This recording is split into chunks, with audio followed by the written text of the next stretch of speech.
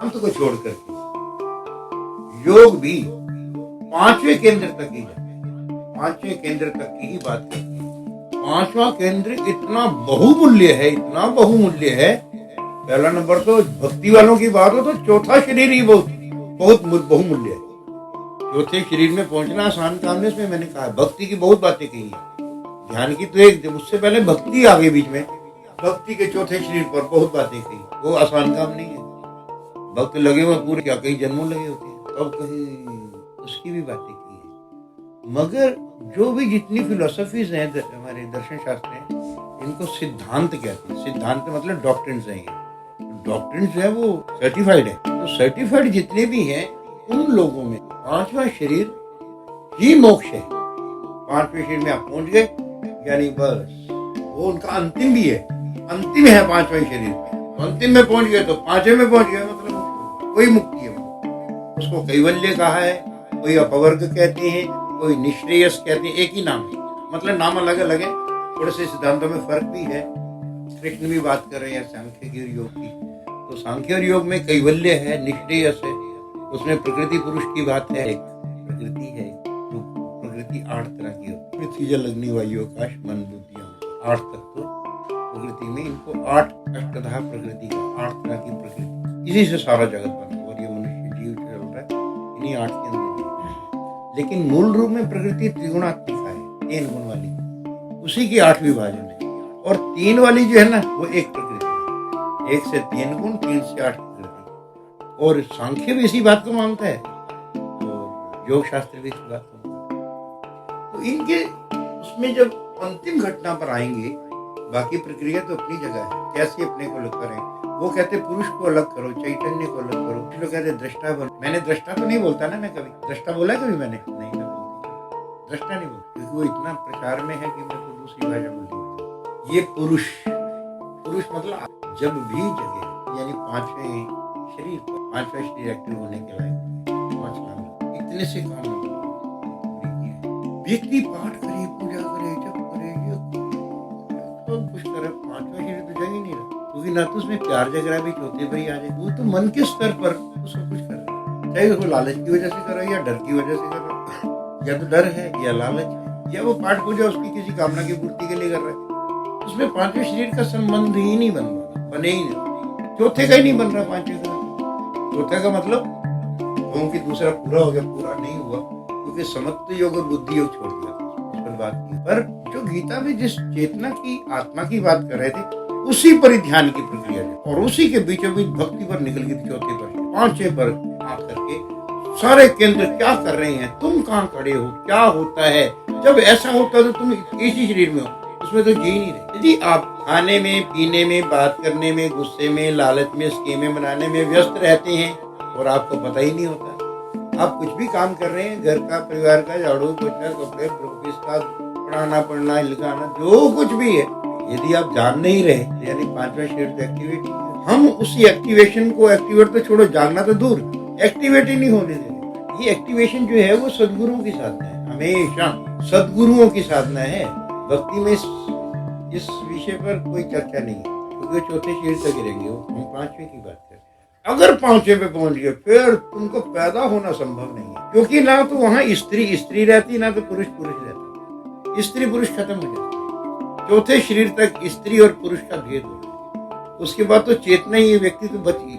जो स्त्री और पुरुष था वो तो चौथे स्त्री तक ही आगे जाएगा ही नहीं। पांचवें पर जो पहुंचेगा तो सिर्फ चेतना है, ना तो ये मन जाएगा, ना बुद्धि जाएगी, ना इंद्रियां जाएंगी, ना अहंकार जाएगा। सुख दुख, ना भोग, ना जन्म, ना मरण, वो चौथे शरीर तक ही है सब। लेकिन चौथे पे ही नहीं पहुंच रही हूँ। और चौथे पे पहुंचने के बाद थोड़ी सी घटना है, कहीं कोई और तरह का संबंध हो जाए तो शायद पांचवा भी काम करने लगे, लेकिन मौके कम है। सदगुरु की साधना का जो बात है वो सीधे पांचवें पर होती, सीधे ही पांचवें पर। पहले दूसरा तीसरा चौथा छोड़ी होती है। हालांकि वेदांत के सिद्धांत में वैसी बातें करो, मैं थोड़ी जान, वेदांत इस साधना की बात नहीं करता, इस तरह ध्यान करो नहीं, ध्यान की बात तो करता है, लेकिन निधिध्यासन, श्रवण, मनन और निधिध्यासन, उनकी भाषाएं अलग हैं, उनके टॉपिक भी अलग है। श्रवण सुने किसी से नहीं, सिर्फ सदगुरु से। किसी से सुने की बात नहीं करता, सिर्फ सदगुरु से सुने। और किसी से सुन लेगा तो और जो लोग हैं वो तो अपनी बुद्धि के स्तर से उसकी व्याख्या कर रहे होंगे। सदगुरु अनुभव करने के बाद उसी आधार पर उनकी बात बहुत बड़ी बात। मेरे जैसे बुद्धि व्यक्ति बुद्धिमत्ता के स्तर पर बात करे आपको जज तो जाएगी, मगर अनुभूति नहीं है तो वो बातें भी इतनी बढ़िया नहीं होती। हाँ, वेदांत के शास्त्र ने जो प्रक्रिया कही है उस प्रक्रिया को ही बोल रहे हो। प्रक्रिया मतलब सिस्टम, तो उस सिस्टम के अनुसार ही बोला जा रहा है। ज्यादा तो ऐसे ही होता है। आप लोग उस समाज में गए ही नहीं कभी जिस समाज में वो बातें होती, वो बातें होती सिर्फ साधु समाज में। जितने सन्यासी हैं, वैष्णव नहीं, सिर्फ सन्यासी, उदासीनों में भी नहीं, वैरागियों में भी नहीं, रामानंदियों में भी नहीं, ये भक्ति वालों में तो बिल्कुल ही नहीं। ये सिर्फ सन्यासी हैं। उनका जो मुख्य मुद्दा है आत्मा और ब्रह्म की एकता का प्रतिपादन, ये वेदांत का विषय। वहाँ वेदांत ही होता है सारा का। उनके आश्रमों में जो भी प्रवचन होंगे आत्मा और ब्रह्म के अलावा तीसरी बात नहीं करते। आत्मा को जाने, उसके बाद परमात्मा के साथ एकीकरण कैसे होगा, इतने ही मुद्दे पर बातें होती हैं। आप लोग तो वो समाज में गए ही नहीं, हमने तो यही सुना है सारा, और टीवी में भी वही रुका तब ऐसा लगता है। वहां जो बातें हो रही उससे इसके अलावा होती ही नहीं बातें। तुम तो गुरु जी के पास रहे इसलिए मुझे पता है। जितने बड़े बड़े महापुरुष हैं हमारे संपर्क के, वो तो सारे वेदांत रामानंद जी आते थे, विवेकानंद जी महाराज, और जितने भी का नाम सारे, ये जो निका सिंह जी महाराज, वो सारे के सारे वेदांत प्रिय। जितने मंडलेश्वर मिलेंगे सन्यासियों के सब वेदांत, जितने शंकराचार्य मिलेंगे सब वेदांत, इसी मुद्दे पर चलता है। उनमें ये बातें कौन सुनाए और किसको कही जाए, उसके लिए अधिकारी वर्णन होता है वेदांत में। सबसे पहले अधिकारी कौन है जो इन बातों को सुने, तो उसमें कहा है कि समाधि, षट संपत्ति और मुमुक्षुता और वैराग्य, ये चार बातें हैं। विवेक होना चाहिए आदमी के पास पहले। विवेक समझते हैं? वो नहीं जिसका टेप रिकॉर्डर लाए थे, रंगा नहीं। विवेक ठीक क्या गलत क्या है, जिसको ऐसा निर्णय करना आने की क्षमता हो जिसके पास। और वेदांत को समझने के लिए खोपड़ा ठीक ठाक चाहिए, समझदारी, अच्छा भला। सोते सोते काम नहीं होता। भक्ति में तो चल जाए, पाठ करे जाए मंदिर, वो नहीं। यहाँ तो पूरा का पूरा होशोवास में विचार भी करना पड़ेगा, निर्णय करने पड़ेंगे। तो विवेक पहले जरूरी है वेदांत में, और उसके बाद वैराग्य होना जरूरी है। जगत के ही विषय वस्तुओं में, भोगों में, इन्हीं कार्य क्षेत्र में अगर आपकी तीव्र रुचि है, फिर वेदांत आपके लायक नहीं है, आप वेदांत के अधिकारी नहीं है। उसमें तो ये जगत मिथ्या है, तो सारा जगत माया कल्पित है, तो मिथ्या है, इसको कितना महत्व दे। ऐसी घटना जिसके भीतर हो गई हो तो वो विवेक ही काम करेगा, विवेक इस बात का निर्णय करेगा। तो पहले विवेक होना जरूरी है। विवेक, वैराग्य, और फिर शम आदि षट संपत्ति। शम, दम, उपरति, तितिक्षा, श्रद्धा, समाधान, ये षट संपत्ति है, 6 संपत्ति वेदांत में। हमारी जो संस्कृति है भारत की, सनातन धर्म जिसे कहते हैं, वो ये है जिसकी मैं बातें कर रहा हूं। वही तो सर्वोपरि है, संसार में है ही नहीं ऐसी बातें जी। यहाँ वेद के आधार पर ये सिद्धांत बने हैं, 6 सिद्धांत। विवेक, वैराग्य, शम आदि षट संपत्ति, यानी शम, दम, उपरति, तितिक्षा, श्रद्धा, समाधान, ये 6 चीजें हैं। ये संपत्ति कहा है। माँ के साथ बैठ जाए तो प्रार्थना बैठे, बाजा इधर कर दो, जय।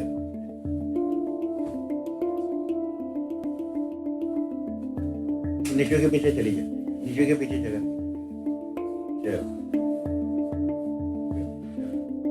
बैठते बस, छोड़ दो। पहले उन्होंने खराब किया, अब तुम कर रहे। समाधित विवेक है, वैराग्य है। विवेक क्या होता है? विवेक का मतलब है?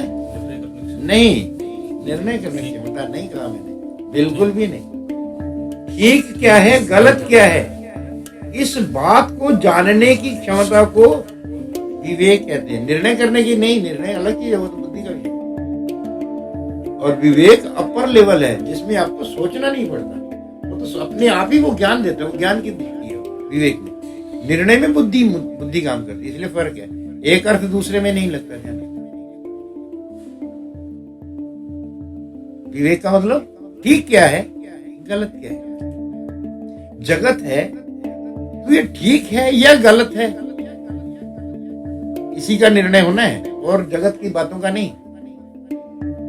मिथ्या है तो ठीक है क्या? अगर ये मिथ्या है तो क्या ये गलत है या ठीक है, इस बात के लिए विवेक है। और वैराग्य, जिन विषयों में हमारी तीव्र आसक्ति है, मैं कंपेयर कर रहा था मुद्दों को, कि जो फिलोसफीज है, दर्शन शास्त्र है, जिनको सिद्धांत कहा जाता है, बाकी सिद्धांत नहीं है, सिद्धांत इनको कहते हैं, डॉक्ट्रिन, क्योंकि वो वेद पर आधारित है। एक विवेक है, एक वैराग्य है, और शम आदि षट संपत्ति। षट सब वो क्या होती हैं? शम, दम, उपरति, तितिक्षा, श्रद्धा, समाधान, 6 चीजें का मतलब है। शम का मतलब होता है मन का वशीकरण, शमन।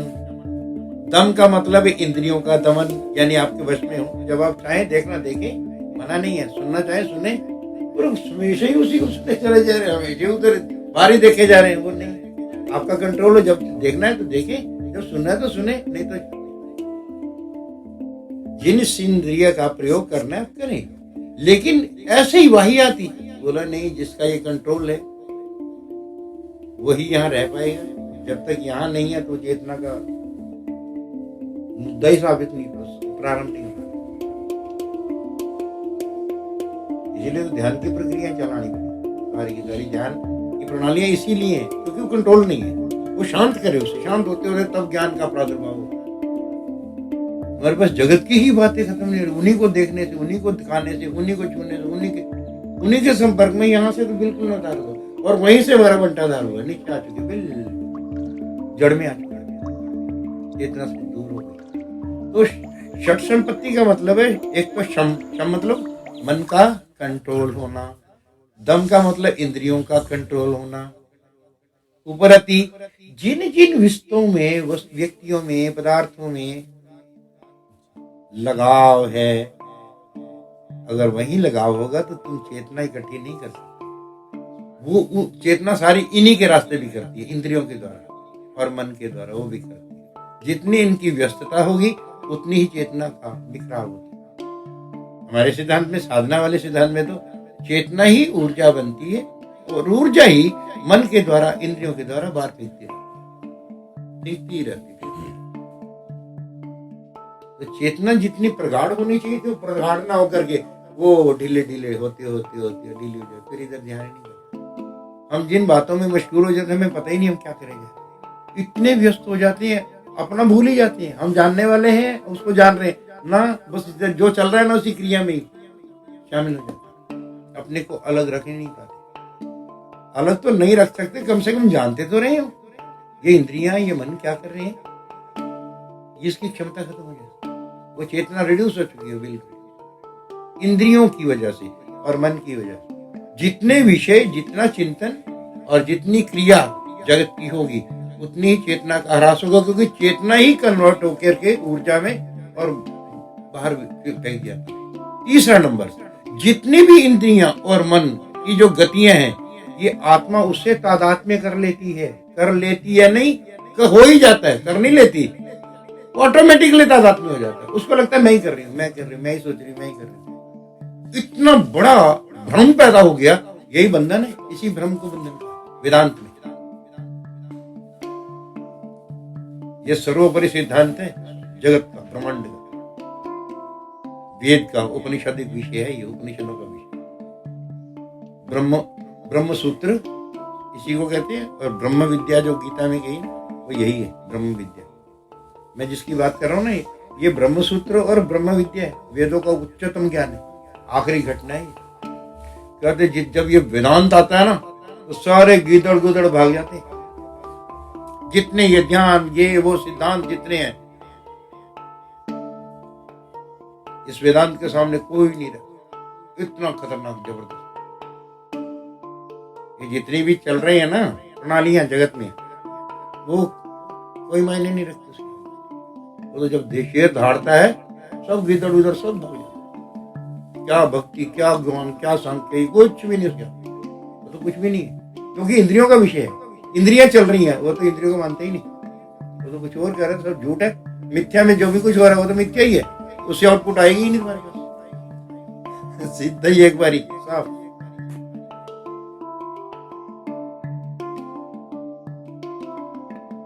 शम और दम में दो बातें गई थी। एक तो इंद्रियों का कंट्रोल, मन का कंट्रोल। तीसरा उपरति, उपरामता। जिन विषयों में बहुत लगाव है, खाने में, देखने में, पीने में, इकट्ठा करने में, लोगों के संपर्क है, उसमें इतनी तल्लीनता है कि इधर ध्यान जाएगा ही नहीं, ऊर्जा सारी बन जाए। उपरामता लाए, अपने स्वरूप को जानने के लिए, उस परम सत्य को जानने के लिए वहां से उपरामता होगी। उपरामता होगी, जितनी लगन है उसको सामान्य हो जाने दे। जितना लगाव व्यक्ति में, वस्तुओं में है, अपनी धारणाओं में है, उतनी ही चेतना रिड्यूस अपनी तरफ हम रुक पाए, रुकने की संभावना नहीं है। क्योंकि जितनी प्रगाढ़ क्रियाएं होंगी ये आत्मा उन्हीं के साथ एक हो जाएगी। वहां से अलग रखना बड़ा मुश्किल। आप मैंने कहा था मेरे को बहुत कुछ कहने को है, तुम ये मत समझ लेना खत्म हो गया मुद्दा। जरा सी बात इसी मुद्दे पर ही कह देता हूँ थोड़ी सी, कि कोई सोच ले कि मेरा तो हो गया काम, बोला हो गया क्या अच्छी बात, पर संभाला भी हुआ कि नहीं तुम्हें पता ही नहीं होगा। रिड्यूस होता जा रहा है, क्यों हो रहा है, कहाँ हो रहा है, तुम्हें पता ही नहीं। अभी तो लग रहा है इतने सारे कागज है ना, नीचे से एक एक कागज निकल जा रहा है, कुछ नहीं पता लगता। एक कागज, इतने सारे कागज है, एक एक ऊपर का निकले जा रहा है, बराबर उतने ही लगते हैं। एक एक करके निकलता जाए, आपको लगेगा उतना ही है। जब वो आधे हो जाए, बोले है ये कम कैसे हो गए, तो बहुत देर में पता लगेगा कि तुम्हारी चेतना आधे में आ चुकी है। वो तो पता ही नहीं लगेगा, पता ही नहीं लगा सकते। वो जो हर मुद्दा है, हर इंद्रिय के विषय, हर मन के चिंतन, हर बुद्धि के निर्णय, पतले पतले पेपर है, वो कब निकले जा रहे हैं। जितना हम कर रहे हैं ना, जितनी दौड़ भाग, जितने संपर्क, जितना लगाव, जितनी व्यस्तता, वो कागज गायब होते जा रहे हैं चेतना के। एक एक करके फिक्र हमें पता ही नहीं। वो तो बहुत जब माता आधे तक आ जाएगी ना, पुणे तक, तब मैंने बड़ी यार गलती हिन्नेसी आती। बोले आधे कैसे थे, बोले जितनी शार्पनेस तुम्हारी चेतना की थी, बिल्कुल लगता था मैं स्मरण ही नहीं आता। अब तो उसे वापस स्मरण करना पड़ रहा, आधे में आ गए। हमें अपने को ढूंढना पड़ता है कि मैं हूं, आधे में आ चुके हैं। और इस पहले तुम पूरे ही थे, पैदा हुआ फिर आदमी पूरा हो गया, आखिर में मर गया। मतलब पहले तुम पूर्ण थे। इन्हीं विषयों में, इन्हीं जगत के बनने पर, इन्हीं की व्यस्तता में वो धीरे धीरे एक करते बिल्कुल हमें ध्यान ही नहीं दिया अभी कितने थे, बिल्कुल जमीन पर आ गए। और आज उसको ढूंढने के लिए साधना ढूंढ, मंत्र ढूंढ, गुरु ढूंढ, किताबें ढूंढ, सिद्धांत ढूंढ, ये कर लूं वो कर लूं, इतना मुश्किल हो गया है। ये तो तुम्हारा ही तो था सब कुछ, ये हुआ क्या, बोला हमें पता भी नहीं लगा। और इस पर वापस जाने के लिए क्या करना पड़ा, कई जन्म। महात्मा बुद्ध कहते मेरे को 40 जन्म लगे, वापिस उसी पर ही जाना है। उसी में से तो आए थे हम, वही तो था। आज तो पूछना पड़ रहा है मेरा अपना नाम क्या है। अरे बोले तू ही तो है। बोला मैं मतलब, क्योंकि मैं तो अपने को शरीर समझता हूँ, तो मैं ही, ये तो सच है, पर मैं तो अपने को शरीर समझता हूँ, तो मतलब ये तो मैं गया। अब ढूंढना पड़ेगा कौन सा मैं। जब भी हमें स्थूल चीज दिखती है, ये जो सूक्ष्मतम है उसको अलग कर पाना बहुत मुश्किल काम है। उसकी शक्ल अकल तो है नहीं, इसकी तो शक्ल है। और यही मन को इतनी भांति हैं चीजें जो दिख रही हैं, सुनाई पड़ती हैं, छूने में आती है, सूंघने में आती है, चखने में आती हैं, वो स्पष्ट लगती हैं। और इसमें तो ना छूने को है ना देखने को है, उस पर वापस टिकना। अब जब जितना चिंतन प्रगाढ़ हो जाएगा किसी वस्तु का, पैसे का टकेगा, गाय का, भैंस का, बाजार का, दुकान का, कनक का, खाने का, पीने का, वो जब लगते हैं वाह भाई वाह, बहुत बढ़िया, बहुत सुंदर सुगंध है, बहुत बढ़िया खाने का, बहुत बढ़िया संगीत हो रहा। अब इतने अगर तुम उसमें व्यस्त हो गए और तुमको ये मालूम ना पड़ा कि मैं जान रहा हूँ कि नहीं, तो वहां चेतना रिड्यूस होती जा रही है। क्योंकि हमारे सिद्धांत में, साधना वाले सिद्धांत में, ये चेतना ही ऊर्जा बनती है और वो ऊर्जा मन को जरूरत पड़ती है। मन उसे बड़ी तेजी से जितना सोचेगा फीक रही होगी, जब भी सोच रहे होंगे ऊर्जा फीक रही होती है, हमें मालूम ही नहीं पड़ता कि ये रिड्यूस हो रही है। और ध्यान में कई बार तो अजीबोगरीब सी स्थिति है वो बात, लेकिन वेदांत कह रहा है कि जिस चेतना को, जिसको हम जानने चले हैं, जो मोक्ष परम है, परम मोक्ष है, मुक्ति कहते हैं जिसे, वो हम आप आज भी हैं। वो इस सिद्धांत को नहीं मानने के लिए तैयार, लेकिन वो कह रहे तुम्हारी व्यस्तता ने उसको भुला दिया है, तुम उसके साथ तादात्म्य कर बैठे, आइडेंटिफाई हो गए, तुमको यही लगता है कि ये शरीर हो, ये कपड़े में ही हो, सब कुछ। गलती तो मन में हुई है। वेदांत भी यही कह रहा है, सांख्य भी यही कह रहा है, कृष्ण भी यही कह रहे हैं, बुद्ध भी, जैन भी यही कह रहे हैं, सारे ही कह रहे हैं एक ही बात। लेकिन ये गायब कहां से हो गई चेतना? तुम खुद होते हुए भी गायब हो गए। लोग सड़क पे बोले चले जा रहे, बातें करे जा रहे, उसको पता ही नहीं लोग मेरे को देख रहे होंगे, मैं बातें कर रहा हूँ, और उसको पता ही नहीं है। चेतना बिल्कुल एक और अलग खड़े हो जाना, वो तो बहुत रिमार्केबल आदमी है। कृष्ण ने कहा ना, वो बड़ा कमाल का आदमी है, आश्चर्यवत पश्यति, बड़े हैरान होकर इन बातों को देखता है, अरे कमाल की, जिसको समझ आती है। और वो जो है एक वो आदमी जिसको जो सुन रहा है बड़े ध्यान से, बड़े आश्चर्यमय है, कृष्ण कह रहे बड़ा कमाल का आदमी है जो बड़े ध्यान से सुन रहा है चेतना के बारे में, उस आत्मा के बारे में। क्योंकि बहुत लोगों को तो सुन करके भी समझ ही नहीं आता क्या कह रहा था, उसकी डिमांड ही नहीं हो पाती कि मैं उसको जान लूं, जिसके बारे में शास्त्र कह रहे हैं, महापुरुष बात कर रहे हैं, वो सदगुरु बोल रहे हैं, मैं उसको जानने का प्रयास करूं, चेष्टा ही नहीं होती। बहुत दुनिया में, और कभी किसी को हो हैरानी तो बड़ा आश्चर्य में पुरुष है। आश्चर्यवत पश्यति कश्चित्, आश्चर्यवत वदति, वो आदमी जो बड़े हैरानी से बोल रहा है, कमाल का आदमी है, तुम बोल कैसे पा रहे हो, मुझे तो तुम्हारी बात ही नहीं समझ आ रही। आत्मा समझना तो बड़ी दूर की बात होगी, तुम जिस बारे में बातें कर रहे हो वही नहीं गले उतर रही, और तुम कहे जा रहे हो कमाल के आदमी है। और जो सुन रहा है वो भी हैरान, सभी नहीं सुनेंगे, बड़ी जो सुनेगा बड़ा आश्चर्यमय पुरुष, कृष्ण कह रहे। और कुछ लोग उसको सुन करके प्रयास करके जान भी लेते हैं उस चेतना आत्मा को, अपने स्वरूप, अपने आप को। और बहुत दुनिया तो ऐसे है, श्रुत्वाप्येनं वेदना चैव कृष्ण, सुन करके भी उसको जान ही नहीं पाते, जानने की चेष्टा नहीं करते, लालसा ही नहीं होती। वो दुनिया ज्यादा है, बड़ी मुश्किल से कभी कोई हैरान होकर उस पर नहीं आता। इसलिए बहुत भीड़ नहीं होती इसके लिए, बहुत कम लोग होते। भीड़ तो वहां है जिसमें सुना सोचना है, ना प्राप्त करना है, सुने जाना है, बस सुनने से ही हो गया। कथाओं में यही सुनाया जाता है, भक्ति की कथाओं में यही कहा जाता है, तुम बड़े भाग्यशाली हो, तुम भाग के आए हो। नहीं, तुम सुनने आए हो, भागने से नहीं। तुम सुनने, बाकी देखो दुनिया भागे जा रही है, काम धाम में, व्यापार में, संसार में, तुम आए हो, तुम बड़े भाग्यशाली।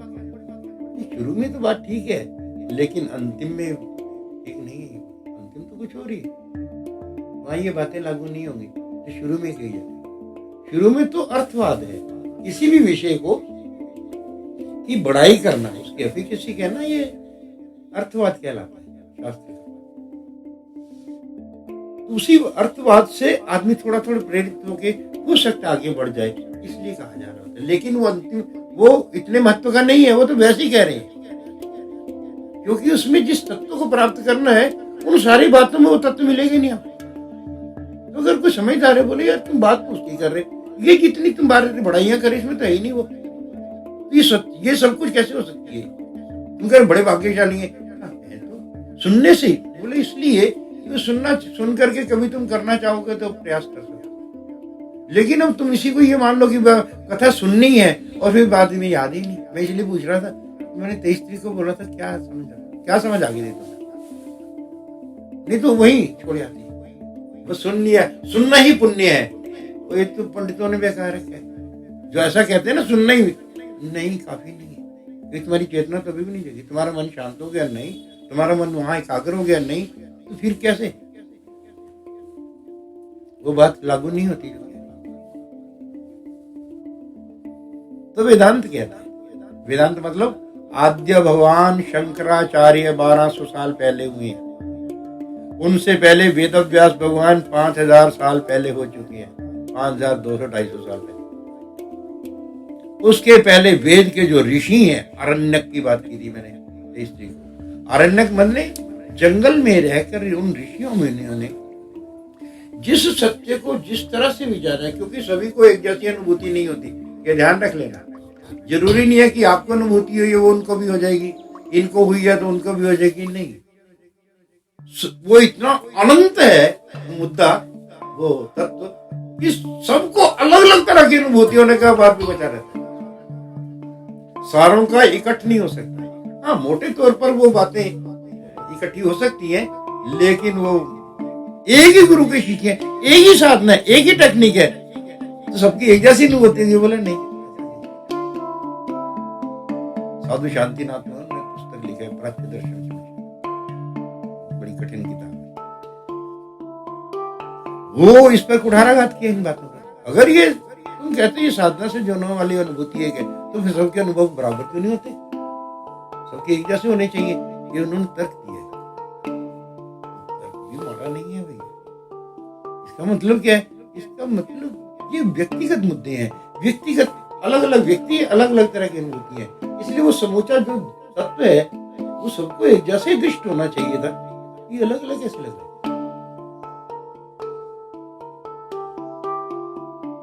एक तो कृष्ण जी का काले कपड़े ओढ़े हुए, दूसरे को दिखा पीले कपड़े पहन रखे, एक ने देखा आधे पहन रखे, वो बोले भाई तो गड़बड़ हो गया। कृष्ण तो एक कपड़े की वो कपड़े बदले जा रहे, वो काली कमली की बातें करे जा रहे, ये पीताम्बर की बातें करे चले जा रहे। और देखा तो वो काला लूटा, कुछ भी नहीं है उसके शरीर पर। मधुसूदन सरस्वती कहती है, बोले एक जैसा है, एक ही कृष्ण है तो एक जैसी होना चाहिए ना, ये अलग अलग ड्रेसें भी तुम्हारी चाहिए। उस तरह से वो तत्व, अगर बोला वो तत्व कितना सही है, सबकी बुद्धि में आ जाए एक जैसा, तो बेचारा सा है जी। अगर वो बेचारा सा है तो उसका महत्व खत्म है, क्योंकि वो इतना सही, तुम्हारी बुद्धि जितनी है उतना ज्ञान तो सबके अंदर समा जाएगा। और बुद्धि है ही इतनी, और वो आनंद, किसकी बुद्धि कितना हिस्सा पकड़ पाएगी,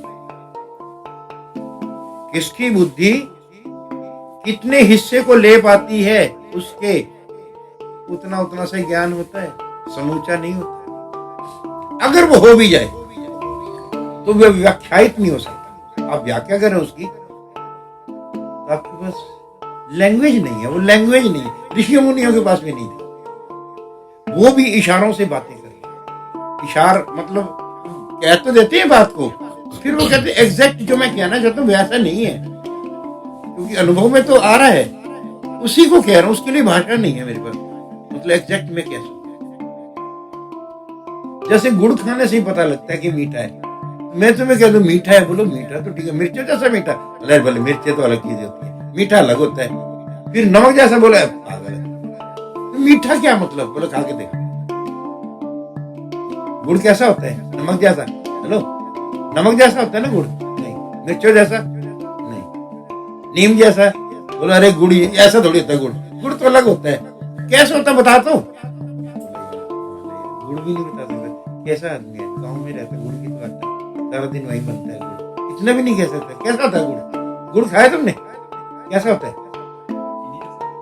वेरी गुड। हिंदुस्तानी तो नहीं होता ना, चीनियों जैसा होता है, चाइनीज। गुड़ कैसा होता है खाने में?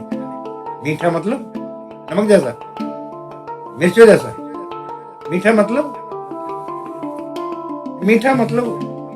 नमक जैसा होता है कि मिर्चों जैसा है?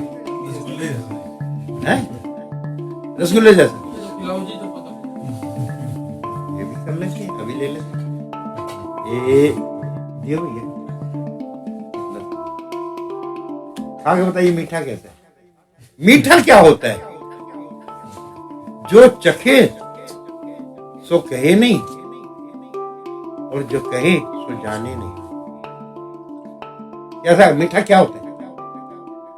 बोले तुम तो बेसन खा रहे हो, चीनी और बेसन। मीठा क्या होता है? चीनी भी मीठी होती है, गुड़ भी मीठा होता है, ये तो बात तय है। गन्ना भी मीठा होता है, शहद भी मीठा होता है, पर मीठा क्या होता है ये तो बताओ ना। बोले यार मीठा तो मेरे को पता है, खा रखा मैंने, तो मेरे मुंह में ही है और जान भी रहा हूं, तो क्या क्या दिखाओ। ये गुड़ को तो तुम कह नहीं पा रहे मीठा क्या होता है। मीठा क्या होता है? गुड़ नहीं पूछ रहा मैं, चीनी नहीं, मीठा पूछ रहा हूं। What is the sweetness?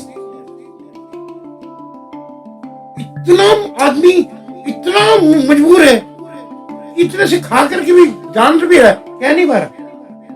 कोशिश करें, देखो कभी खा के देखना, गुड़ मिल जाए ना कभी, या चीनी कभी। हाँ जी, खा तो लिया मैंने, जान के कम दिया था, तो उसी में लगा रहेगा खाने।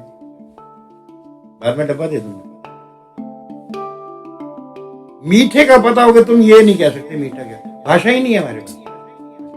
अनुभव तो है, भाषा नहीं। इसके लिए, और मैं तो उसकी बात कर रहा हूं, उसमें तो मिठास भी नहीं है, उसमें तो आकार भी नहीं है, रंग भी नहीं है, प्रकार भी नहीं है, शक्ल भी नहीं, आकृति भी नहीं, हाथ में भी को नहीं आवे, भले ही नाक में घुसा पड़ा हो, भले ही नाक में घुसा पड़ा हो, फिर भी तुम कह नहीं सकते कमाल है। एक नहीं, बहुत चीजें। नमक भी, नमक को तुम नहीं कहते नमकीन क्या होता है, कह नहीं सकते नमकीन क्या होता है। इतने मजबूर हैं, लैंग्वेज नहीं है। इतने सी चीजों के लिए जो तुम जिसमें जी रहे हैं, डेली प्रयोग कर रहे हैं, उसको भी नहीं कह सकते। इतनी परेशानी है। और उस अज्ञात को कहना तो भैया पहला नंबर तो समझ नहीं आवे, जाने नहीं, जाना नहीं। जिन्होंने जाना है वो कह तो रही होती है, उसको हम बुद्धि की तीक्ष्णता से सुन भी रही होती है, समझ भी रही होती है, फिर भी बीच में जो ब्रीकी है ना, जो असलियत थी, समझ की वो चीज, मतलब बड़ी दिक्कत आई, बहुत दिक्कत आई। जब आप उसको जानने की चेष्टा करो, आप ऐसे पागल हो जाएंगे बिल्कुल। बोले हद हो गई यार, गुड़ तो खा रहा हूं, तो कहो ना फिर। तुमने अपने आप को जाना है, जान के तुम कहो ना तुम क्या हो, कैसा लगता है, तुम कुछ तो कहो कि तुम हो।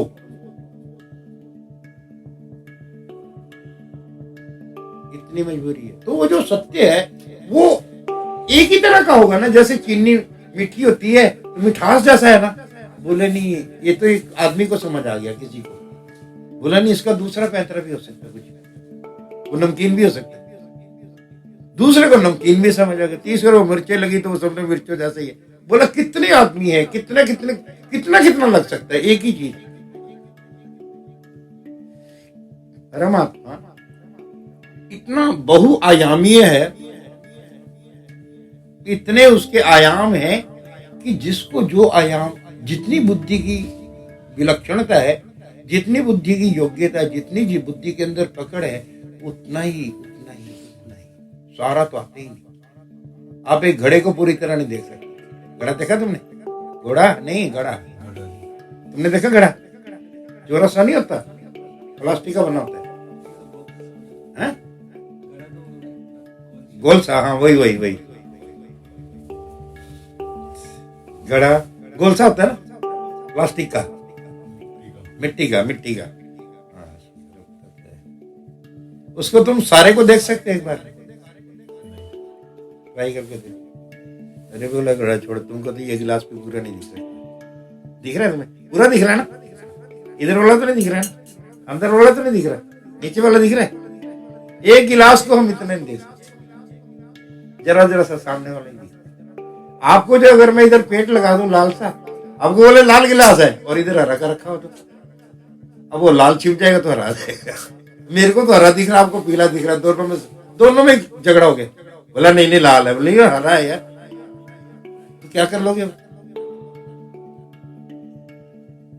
वो जो है ना परमात्मा, या सत्य या ज्ञान जो भी है, जैसा भी हो, एक किस्म का नहीं है। जितना सा युधिष्ठिर कह चुके हैं ना, बोले इतना सा तो संभव हो पा रहा, जितना सा कहा जा रहा है, पर इसको जिस तरह से कहा जा रहा है ना, वो वैसा नहीं है जैसा मैं कह रहा हूं। फिर कैसा है वो? बोले जैसा मैं कह रहा हूं। बोला फिर जैसा तुम कह रहे हो वैसा ही है ना? बोला नहीं, मैं कह नहीं पा रहा उसको ठीक से। वो तो खाने के बाद ही, देखने के बाद, अनुभव के बाद, मतलब तुम्हें लगेगा क्या बड़ी अजीब स्थिति है। उसको अभी तक संभव नहीं हो पाया कि उसको कोई कह दे कि परमात्मा ऐसा होता है। वो जिन्होंने कह रखा ना ऐसा ऐसा होता है, वो भी पछता रहे हैं। गुरु नानक देव जी कहते हैं, जो कोई कहे पीछे पछताए, वो यार मैंने गलत कर दिया, मैंने जो कहना चाहता था वो नहीं कह पाया, भाषा नहीं है मेरे पास, वो कह नहीं पाया, इतनी दिक्कत है। बोले कब? जब तुम प्रवेश करेंगे, जब हम प्रवेश करेंगे ना, अनुभव में आएगा, फिर की बात है। अगर सचमुच तुम नहीं हो उस समय और वही है, ऐसी स्थिति हो, ये मन शरीर प्राण इंद्र की खलबली नहीं है और हमको इसका एहसास नहीं है। जब ये पूरी तरह से मन भी जहां से जा नहीं पाता, बुद्धि तो बिल्कुल ही स्थिर डल हो जाती है। बुद्धिश्च नवचेष्टा थी, और मन और इंद्रियां तो विचारी हैं, वो तो पीछे ही रह जाती है, वो तो जाती ही नहीं। जब भी वो विषय आता है, इंद्रियां गायब हो जाती है, शिथिल हो जाती है। मन, अगर आप प्रवेश करेंगे सचमुच में, तो आप मन से सोचना छोड़ दें। आप मजबूर हैं। आप जब भी अपनी तरफ ध्यान देते हैं, आपका सांस बंद हो जाता है। क्या हो? सांस बंद हो जाती है इतने में ही। अगर तुम थोड़ा सा और आगे बढ़ गए, मन, इंद्रियां चुप हो जाएंगी, मन भी चुप हो जाएगा, जा ही नहीं पाएगा। बुद्धि जो निर्णय करेगी वो नहीं बचेगी। अगर आपको लगे कि मैं जान रहा हूं, बोले वो तो वापस आने के बाद परछाई है, तो परछाई का अनुभूति हो रही है उसकी, एग्जैक्ट वो होती ही नहीं है वहां। नानक देव जी कहते हैं, कागज कलम ना लिखने वाला, द्वात नहीं, दुकान थी क्या, ना कागज ना कलम ना लिखने वाला। वहां जो स्थिति होती है, ना तो कागज होता है ना कलम होती है, भी उसे लिखा ही जा सके, और लिखने वाला ही नहीं होता। तो बोले उसमें जब भी प्रवेश होगा, ये तो जाते ही नहीं है ना, ये तो बाहर ही रहेगा। और उस घटना की अनुभूति पूरी की पूरी जोरों शोरों से होती है, कि थोड़ी नहीं, अच्छी भली, पर जब आएंगे उसकी परछाई थोड़ी सी जो है ना, वो चौथे शरीर पर आती है। आधी बातें भी नहीं आ पाती। और जिस चीज को जिसकी परछाई आती है, उसकी अनुभूति ही नहीं कोई अभी। अब जब होगी ना थोड़ी सी भी उसकी आभा मिलेगी, तो उसकी इंटरप्रिटेशन इस मन के द्वारा ही होगी। मन अपने ढंग से कहेगा किसका मन कितना शार्प है, कितना डल है, कितना डम्मी है, कितना है। अब उनके लिए सिमिली बिठाने के लिए वो बातें कहेगा, जिन जिन चीजों से संपर्क है, उसी तरह की बातें करनी। तो 4 बातें होनी जरूरी हैं, तब वेदांत में जाएगा। मैं उस बात को अधूरे न रह जाए। विवेक और वैराग्य और शम आदि षट संपत्ति, यानी शम संपत्ति में एक तो मन का कंट्रोल, इंद्रियों का कंट्रोल, शम और दम। उपरति जिन चीजों में, खाने में, देखने में, पीने में, वस्तुओं में, छूने में, अपनाने में, इकट्ठा करने में, जो भी रुचियां जितनी भी, अगर वो तीव्र रुचियां वही हैं, उससे उपराम नहीं होगे, तो वो बार बार उधर ही प्रवृत्ति जाएगी, तो रुकेगा ही। यही रुका हुआ मन चेतना पर चेतना की तरफ बढ़ेगा। भले ही चेत मन वहां से नीचे रह जाए, लेकिन उसको वहां तक जाने के बाद ही चुप होना पड़ेगा। ये नहीं कि पहले उसको ले जाना ही नहीं है, तो आप जा ही नहीं पाओगे उस मार्ग। उस मार्ग पर मन के द्वारा ही जाना पड़ेगा पहले, फिर बुद्धि का दायरा शुरू होगा। जहां बुद्धि चुप हो जाएगी, फिर अगला दायरा शुरू होगा। समुद्र में जाना है, रेल है, गाड़ी है, मोटर है, साइकिल है, फिर जब वो गेट वहां तक, किनारे तक जाना ना, वहां कोई नहीं जाता, वहां पैदल जाना पड़ता है। और जब पैदल पहुंच गया, अब किनारा आ गया, बिल्कुल पानी आ गया, अब फिर दूसरा स्टाइल हो गया। वहां ना रेलगाड़ी चले उसमें पानी में, ना गाड़ी चले, ना ऑटो चले, ना चले। पहले फिर पैदल चलेंगे, बोल पैदल भी नहीं चल सके, चल के देख ले, पानी है ना। अब पानी के तो अपने रिवाज, अपने फैशन, अपना स्टाइल है उसके लिए। फिर ये तो डुबकू है, ये या फिर तैरना आता है। अब समुद्र को कहीं कैसा है, नमकीन है कि गीला है कि आर पार है। जब भी जाते हो बीच में खप हो जाता है आदमी फटाक करके, तो चारों तरफ मतलब गीला करता है, नमकीन करता है। उसके अपने गुण धर्म उस समय पता लगेंगे ना जाकर के। जब डूबेगा तो सांस लेनी मुश्किल हो रही, मर गया रे मर गया रे। तो पानी के तो अपने धर्म होंगे, जाए पे पता लगे। अपने शरीर को बचाना है तो शरीर को बचाए, अगर उसको जानना है फिर तुमको डुबकी चिंता तो छोड़ देनी पड़ेगी, तो जाएगा ही नहीं वहां। उपरामता, अगर इन चीजों में बहुत तीव्र लगाव है तो बोलो उपरामता बोलते। उपराम नहीं होंगे तो हम दम प्रति तितिक्षा एक और घटना है कि मान लो भी सर्दी और वहां से सैलो पेपर हटा दिया, ठंड आ रही है अंदर, तो शुगर है कपड़े पहन रखे अमीर लोग आप लोग। और बैठना भी जरूरी है, सुनना भी। अगर ध्यान करा रहे तो बीच में ठंड भी लग रही, वो ध्यान उधर जाना चाहिए, बार बार शरीर की तरफ लाया जा रहा है, वो ठंड की वजह से शरीर में आ रहा है। तो क्या करे, बोले या तो बैठने मुश्किल हो गया, बोला वो जो कहते हैं तितिक्षा बड़ी जरूरी है। तितिक्षा मतलब सहन करना, उसको सहन करने के सामर्थ्य जुटाना। वो सामर्थ्य जुटा के रखें, इतनी क्षमता हो, उसके लिए पहले अभ्यास किया। जो लोग व्रत रखते हैं, कोई आसन कर रहा है, कोई प्राणायाम कर रहा है, कोई आसन को जमा के, ये तितिक्षा है। सहन करना पड़ जाए, बैठ नहीं सकता, दर्द हो रहा है फिर भी बैठा है, सांस रोक रखा और वो परेशानी हो रही, उसको भी सहन करे। ये क्षमता जब होगी अंदर पूरी, वो उसकी काबिलियत का लक्षण है, तितिक्षा।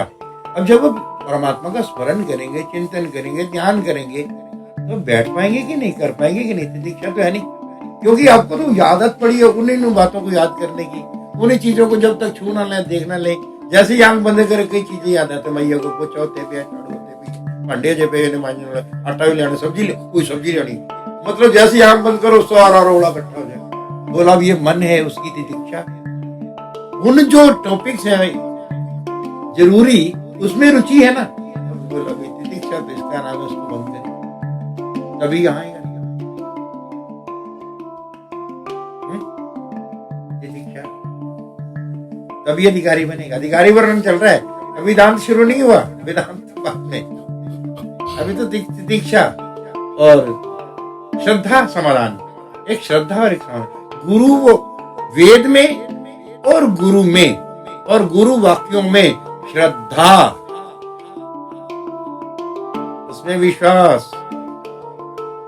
वेद में जो कहा जा रहा है सत्य है, ये सदगुरु जिसने उसका अनुभव किया ये सत्य कह रहा है।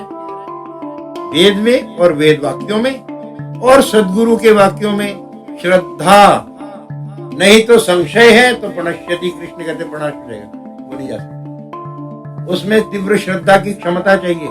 हम तो आदमी की गलतियां ढूंढते हैं, इसलिए ऐसी बात कर रहा था, ऐसे बैठा था, इधर देख रहा था उधर। हम तो वही चीजें देखते हैं। वो जो महापुरुष है वो भी ऐसे ही देख रहे हैं। अर्जुन कहता है वो खाता कैसे, पीता कैसे, उठता कैसे, चलता कैसे, बात कैसे करता। अर्जुन ने वो प्रश्न पूछे जो उस पर लागू नहीं होते। बोला वो खाता पीने की बातें नहीं है, वो तो ये है कि अगर कोई जानता है उसमें इतना स्थिर हो गई है, उसको क्रोध नहीं आता, उसको लालच नहीं होता है, उसको द्वेष नहीं होता है, उसको इच्छा ही नहीं होती विषय की। और जो नहीं हुआ, जो हम चाहते ही नहीं थे वो कार्य हो गए, उससे द्वेष नहीं करता। और जो जिसको हम चाहते हैं उसकी प्राप्ति में कुछ नहीं होता, समान रहते। खाने पीने की कोई बात नहीं, कुछ भी घटनाक्रम हो, समयोग, उसी को बुद्धि योग का, उसी के आधार पर कृष्ण ने कहा है जिनकी बुद्धि स्थिर होगी है। जो स्थिर, जो प्रज्ञा है, प्रज्ञा का मतलब बुद्धि, बुद्धि किनकी स्थिर है? जिनकी स्थिर है वो खाते कैसे, पीते कैसे, चलते कैसे? बोला ये नहीं, इससे नहीं पहचाना है।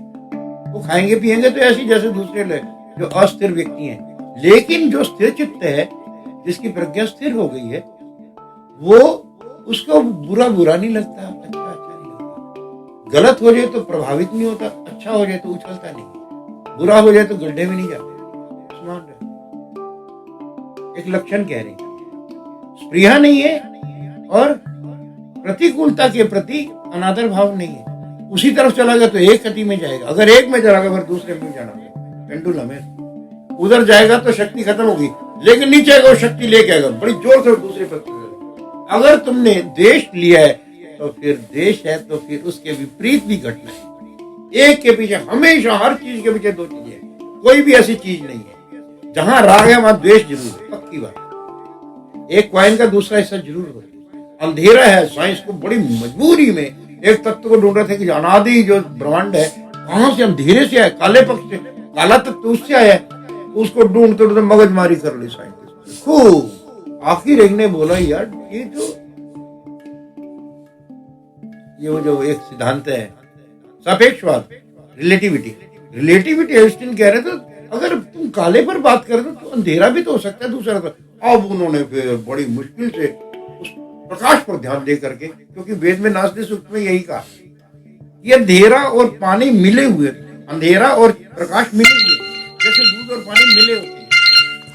दूध में पानी मिला ये पता ही नहीं लगता, क्योंकि दूध भी गिल्ला होता है, जब मिल जाता है जैसे होता है। अब उसको अलग अलग करें, हाँ उबाल कर अलग कर दे, वो उड़ जाएगा, फिर पानी दूध रह जाएगा। बोले उस तरह से प्रकाश और अंधकार दोनों ही घटे।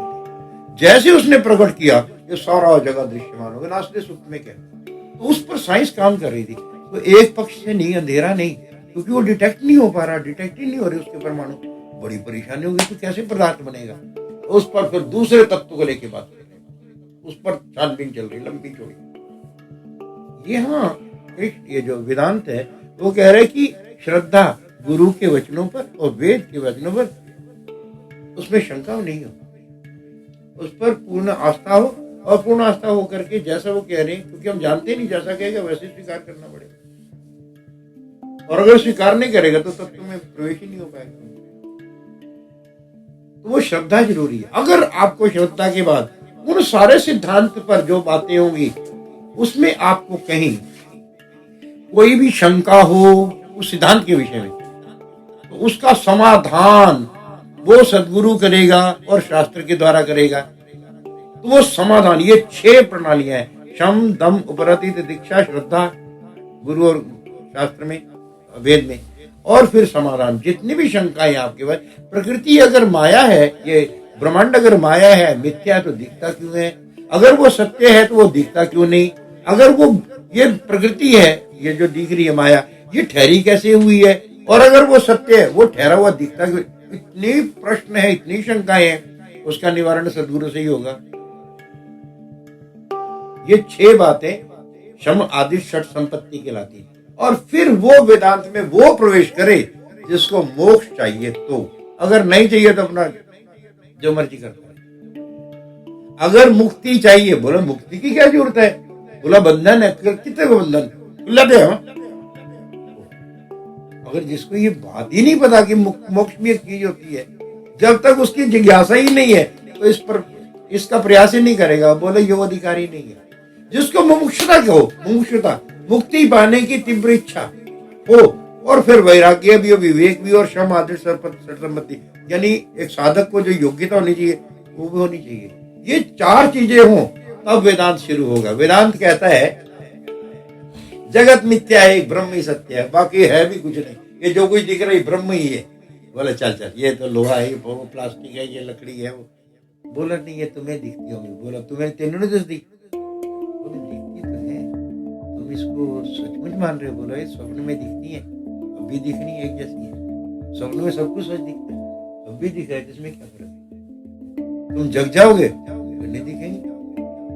अगर उठने के बाद भी तुम्हें सपना दिख रहा है, वो मकान था, वो कुत्ता था, वो वृक्ष लगा था, सपने के बाद भी दिख रहा है, सपने तो खत्म हो गया है, वो तो खत्म हो चुका, उठ चुके, जग गए ना तुम, फिर भी स्मरण में है। बोले स्मरण है जी, ये जगत का स्मरण है नहीं। स्वप्न में देखी हुई चीजों के भी स्मरण रहते हैं। ये जगत को देख रही है मिथ्या, इसका स्मरण मात्र है नहीं। जब सूरज डूब जाता है, वो तो कब का डूब गया, और अभी 8 मिनट तक हमें दिख रहा है ऊपर। हम जिस सूरज को देख रहे हैं वो तो डूब चुका है, कब का 8 मिनट पहले डूब चुका है। उसकी छाया हमारी आंखों में आने में 8 मिनट लगे, तब हमें समझ आता है सूरज तो नीचे डूब चुका है। जब उदय होता है हमें दिखता ही नहीं है, तो 8 मिनट बाद दिखाई पड़ रहा है। उदय हो चुका होगा, हमें दिख ही नहीं रहा। 8 मिनट में तो सूरज बहुत दूर आगे आ चुका होता है। क्योंकि पृथ्वी 1800 किलोमीटर घूम रही है 1 घंटे में, तो पृथ्वी इतनी तेज से जा रही, फिर भी सूरज नहीं दिख पा रहा, हम तो उसको आगे बढ़े जा रहे हैं। बोला उसकी परछाई आंखों में आने में 8 मिनट लगते, 14 करोड़ किलोमीटर वहां तक आने में 8 मिनट, और वो उदय हो चुका है, मैं देख ही नहीं रहा।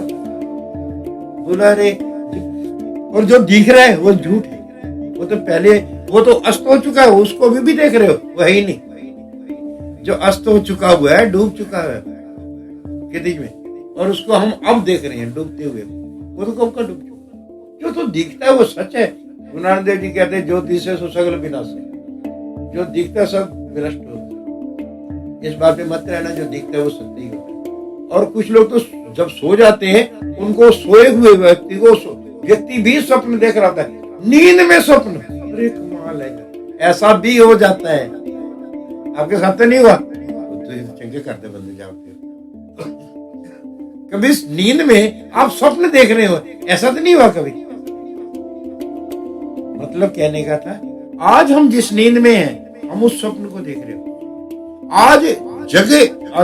आज जिस स्वप्न को देख रहे हैं, जब जगेंगे तो ये कैसा होगा, कल्पना मुश्किल। वेदांत सिद्धांत वेदांत कहता है माया है नहीं, है नहीं, है नहीं। अंधेरा होने पर पेड़ भी जो है ना भूत नजर आते हैं। कभी आदमी अंधेरे में चल रहा हो तो वो स्टेप की चप्पलें नहीं पहन के जाने चाहिए अंधेरे में। अगर स्टेप की चप्पलें पहन रही, पीछे से वो स्टेप वाली चप्पल, वो रोड़ा उठ के सिर में आ गया, वो भूत है, मार बेहोश हो जाएगा। बोले पत्थर किसने मारे? है चप्पल की अपनी करामात, और वो भागा वहां से। फिर और रोड़े और सिर पे, जितना चप्पल उठेगी ना चप्पल एड़ी से, उतना वो चीजों को उछालेगी। और फिर 1-2 और लगे, फिर तो पक्का हो गया भूत है। और इनसे पूछ लो, है नहीं ना, तो सच लग रहा था। स्वप्न में कुत्ता हम नहीं बनाया होता है हमारे मन ने, और वो हमारे पीछे भाग रहे, हम भी भाग रहे, पसीने छूटे, और शुक्र है नींद खुल गई, और नींद बच गई होगी, नहीं तो पाड़ लेंदा। अरे पाड़ना तो तुम नहीं था, तुम कोई खुद ही कुत्ता है, और खुद ही हमने बना रखा, हमारा मन बना है, मन है वो, कुत्ता नहीं है।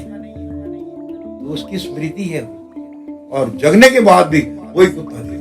अभी भी सांस चल रही है, और पसीना छूटा हुआ, उठने के बाद भी। हाँ, वेदांत ये कहते हैं, इसके प्रति जब तुम्हें पता लगेगा ना ये माया है, और सत्य जब आएगा तो ये तुम्हें माया की तरह प्रतीत होगा, जैसे स्वप्न प्रतीत, जैसे सपना लिखता है जगने के बाद, वैसे ये वेदांत की 7 बातें।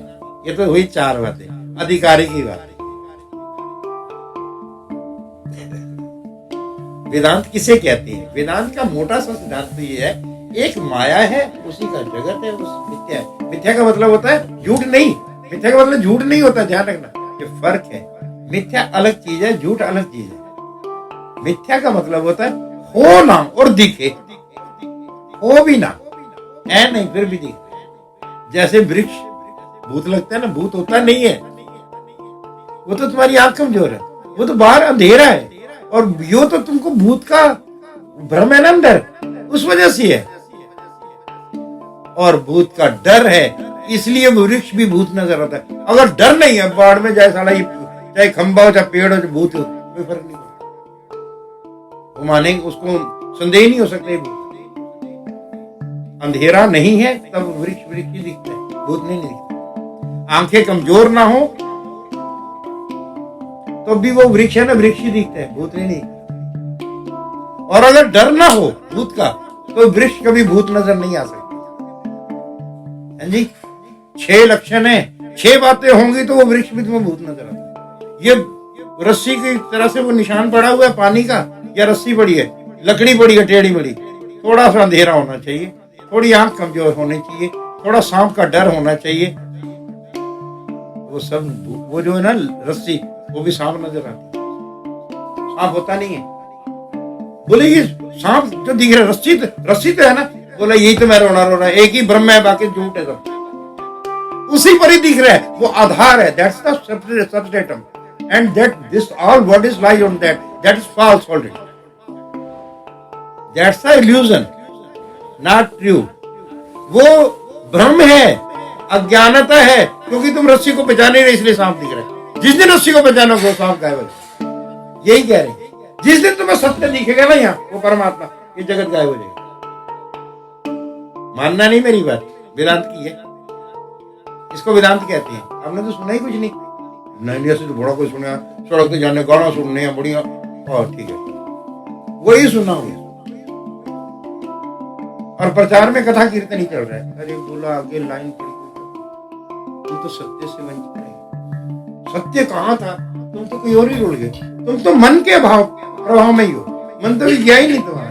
मन जाएगा तभी तो सत्य आएगा। ये मन उस सत्य को आने नहीं देता। मन तक कल्पना में जीता है, संशय में जीता है, वो बना ही हुआ है, वो तो गायब ही नहीं हो रहा है कि सत्य आ जाए। हम आने भी नहीं देते, की करेंगे जी आ भी क्या बोल रहे नहीं, बातें हैं।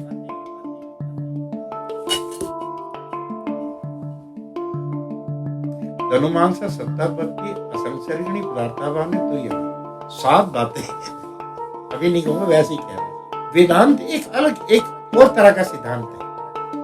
वो जब आता है ना, बोले जब सारा कुछ झूठ सब मिथ्या है, रस्सी पे जो सांप दिख रहा है वो मिथ्या ही है, मात्र दिख रहा था, रस्सी समझ आ गई, ओ सांप गया।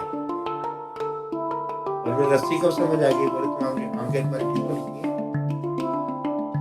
बोले हम कर उनके तो करा ऑपरेशन। बोले माचिस लाइट कर, प्रकाश कर, रस्सी रस्सी नजर आई, सांप गायब हो जाएगा। प्रकाश होना, प्रकाश के भाव में तो कुछ भी दिख सकता है। आंखें कमजोर हो तो गलत चीजें गलत तुम्हें दिखेगी। तुम कुछ देख रहे हो, दिख कुछ हो रहा है, आंखें कमजोर, देखने के लिए जो क्षमता चाहिए वो है नहीं। तो ये 6 बातें हैं जिनकी वजह से हो रहा है।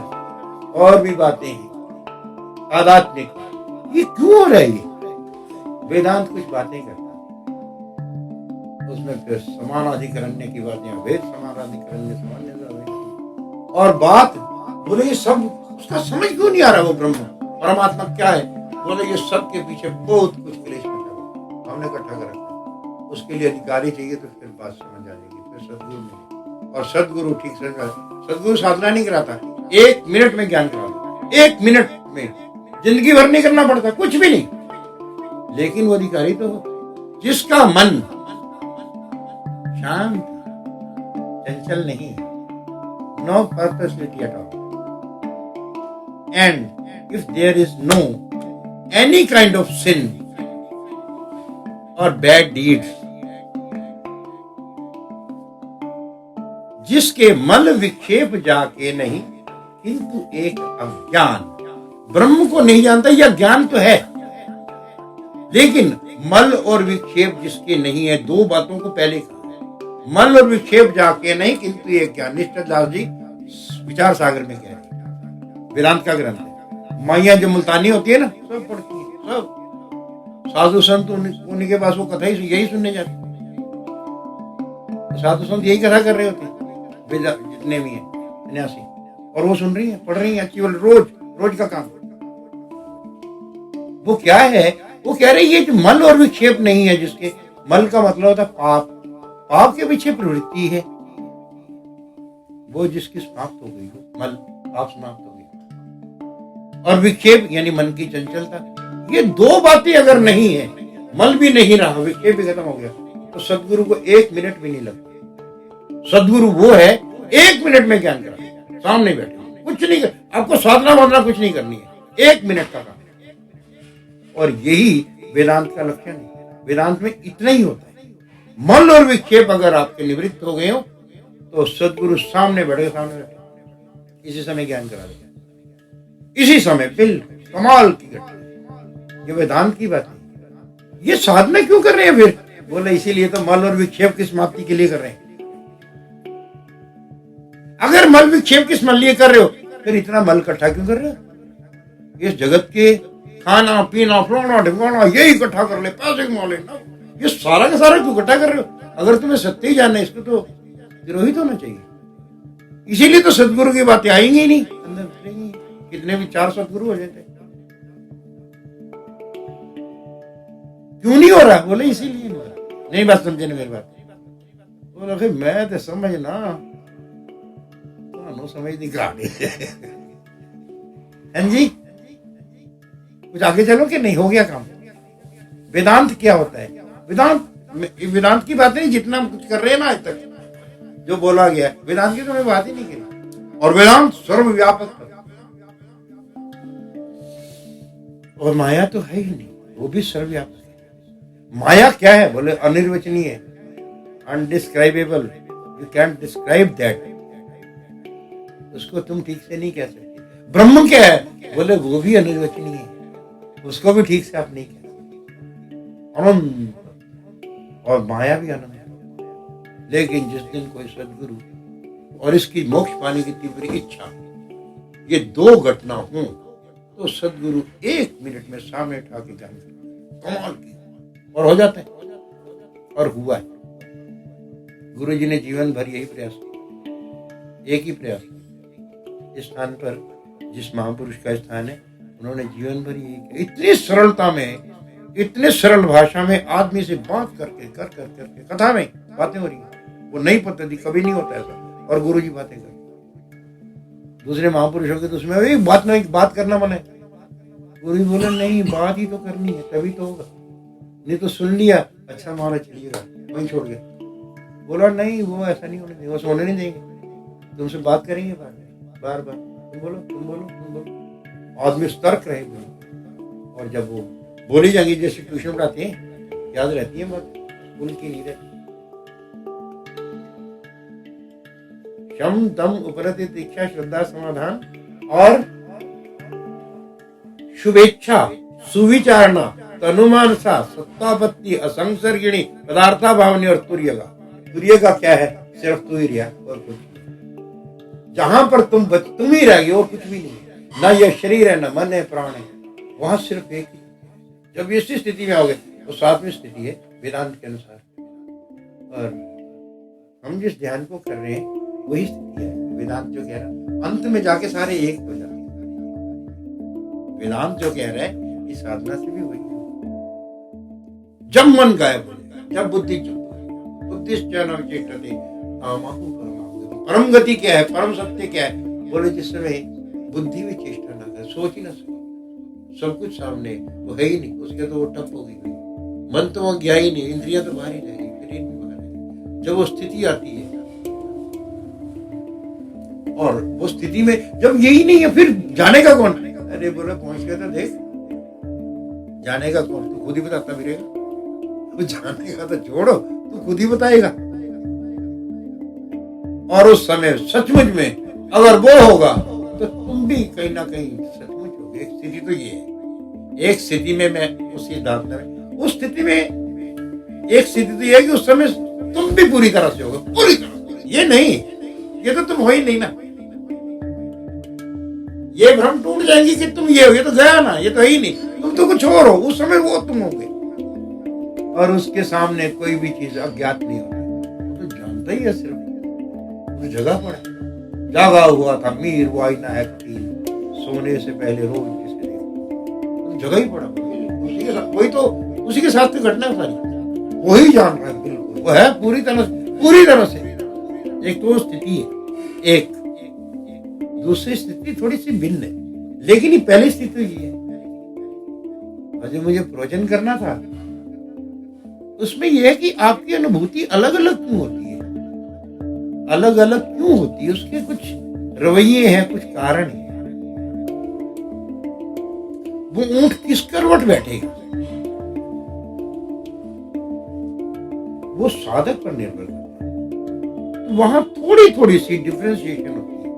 कभी आपको यह लगता है मैं ही सब कुछ, बुरा मत मानना, कभी मैं नाराज मत हो जाना, मतलब नाराज तो नहीं मेरी बात से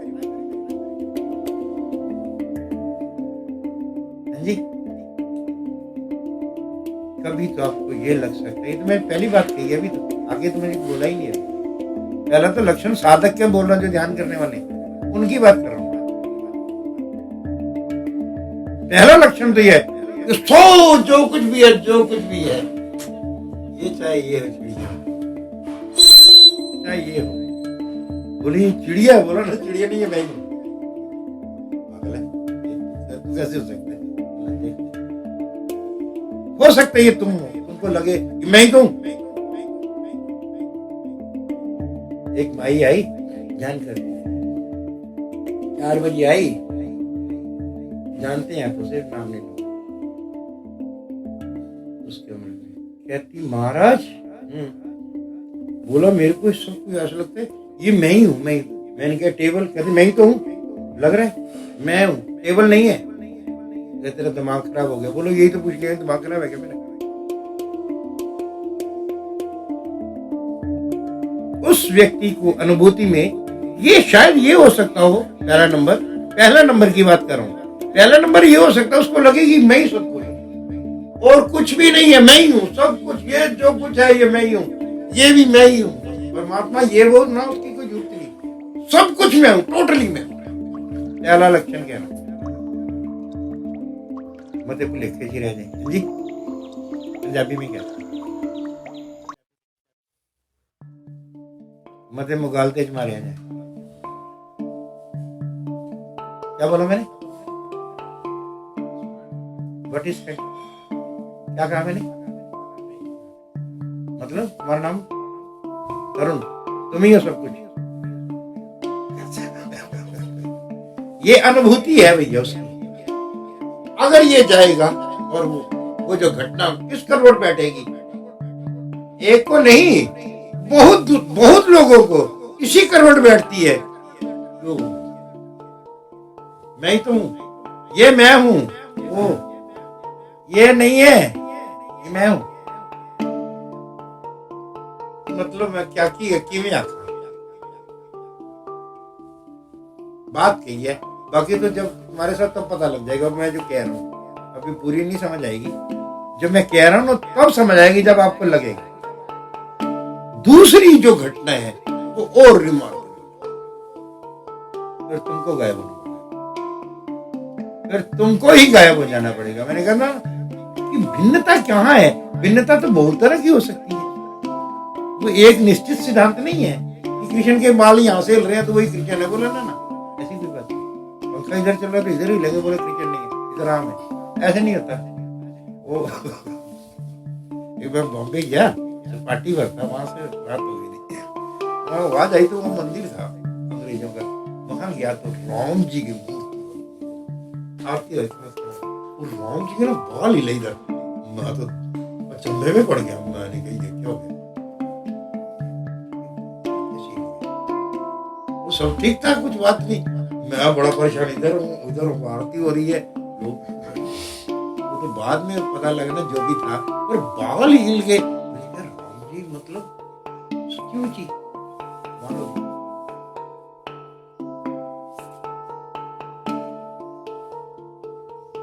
आधे लोगों को तो ये लगता है, आधो तुम तो पूरे हो, आधे लोगों को मतलब पूरे मतलब आधे 50% लोगों को it may happen that you feel or experience there's nothing more than me, whatever is there myself, कुछ भी अलग नहीं है, प्रत्येक बोला मैं हूं। वो मुझे कह रही थी माई ये मैं ही तो हूँ, सब मैं ही तो हूँ, मैं ही तो। एक देवी का उदाहरण दे रहा, नाम नहीं बोलूंगा। मैंने कहा मैं, कहते नहीं मैं ही हूं। ऐसे कैसे हो सकता है? ऐसे हो सकता है एम ए बंदे करते ऐसे होता है तुम्हारे उधर सेक्टरों में, गांव में तो हो नहीं सकता, होता क्या? अच्छा देख लो भाई, ये नहीं है कि वो साधना, वो ज्ञान और उस सत्य के में कुछ फर्क पड़ जाएगा, ना ना ना, करवट है साधक पर निर्भर करेगा जरा, और ये पूर्ण ज्ञान है। अगर उसको लगता है मैं ही सब कुछ, और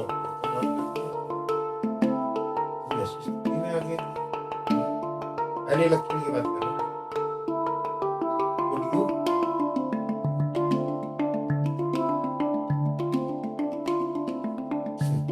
would you experience that or not?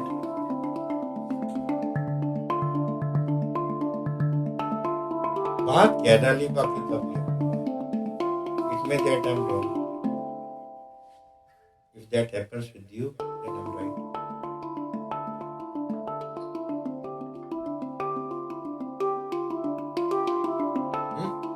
क्या बोला, क्या बोला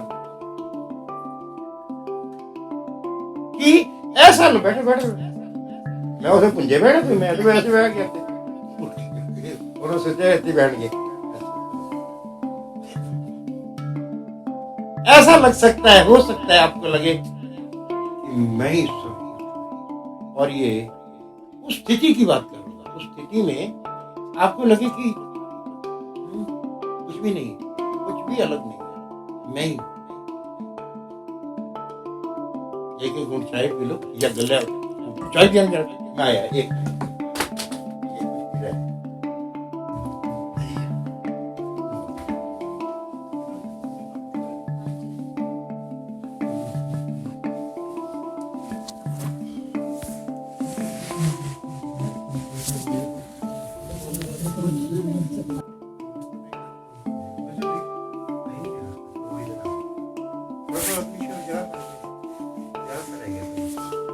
मैंने एक सिम्टम बताया है कि हो सकता है आपको लगे कि मैं ही सब कुछ, सच्ची मुच्ची की बात करूं, कल्पना नहीं है, झूठ नहीं है, आप ऐसी कल्पना नहीं करना।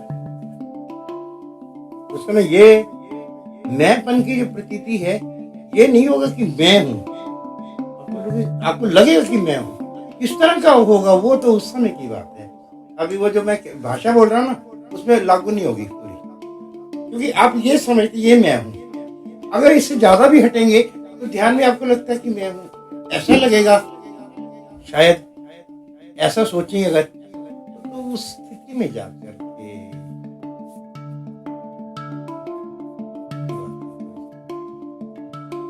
मगर इस बात से परेशान मत हो जाना, हमसे तो हुआ नहीं है, इस बात से परेशान मत हो जाना, बिकॉज इट्स नॉट इनफ।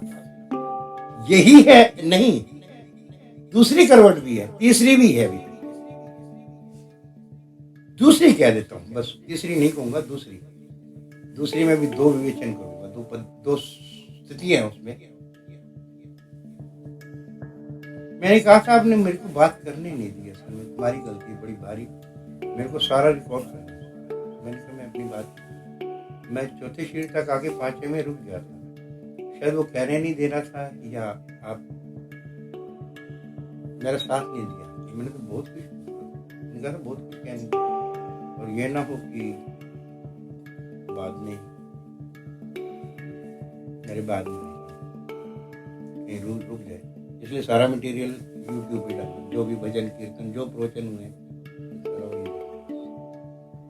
और साधना की जो बात है, दूसरी घटना में वैसे ही जरा सा कह रहा हूं, थोड़ा सा हो सकता है आप गायब भी हो जाए, आप हो ही ना, ये दूसरी करवट है। बोलो अभी तो कह रहे थे मैं ही सब कुछ हो जाऊंगा, बोला दूसरी करवट भी है, ऊँट बैठेगा, इस करवट बैठेगा, हो सकता है आप गायब हो जाए, आप ना बोले क्योंकि जब तक आप गायब नहीं होंगे, क्योंकि कहीं ना कहीं तुम अहंकार के किसी अंश को लेकर खड़े तो मैं बना ही रहेगा, मैं क्या कर सकता हूँ, क्योंकि हम लेके चलते, हम बनिया पक्के हैं, बनिया समझते हैं, होते नहीं है, बनते हैं। बनिया का मतलब हिसाब किताब रखना, ये जो मैथ है ना, मैथमेटिक्स, वो बनियों का काम है, और ब्राह्मण का काम मैथ नहीं होता है, वो तो अनुभूति है, उसी को ब्राह्मण कहते हैं, जिसको हिसाब किताब ने हम ध्यान में रहते ना, हम पूरा ध्यान रखते हैं, ये तो हम बने रहना चाहते हैं साथ में, फिर मैं ही नहीं होऊंगा तो फिर जाने का कौन, ये हमें चिंता है, बड़ी भारी चिंता है। क्यों? क्योंकि हम बनिए हैं, हमारी मजबूरी है, वो ऐसा ही है हमारे अंदर ना, कुछ ऐसा ही है कि मेरे को होता है कि मेरे को भी है, आप बुरा मत माने, बोलो तुसी साडे वर्गे आखो, क्योंकि मुझे तो बहुत कुछ बोलना होता, हर बात की शंका का समाधान भी करना है, तो मुझे तो हिसाब किताब रखना पड़ेगा ना। जिन बातों को मुझे नहीं पता वो आपसे पूछ लेता हूँ, फिर दूसरे को बता देता हूँ, अपना दबता है। नहीं हो सकता है आप गायब हो जाए, आप हो ही ना, बचो ही ना, नहीं बचेंगे तो फिर क्या होगा, पूरी चिंता मत करें, आपका होना ही तो खराब है, आपका होना ही बिगड़ डाल रहा है।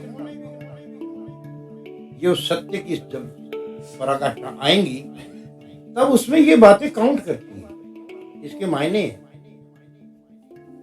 कि ऐसा भी हो सकता है,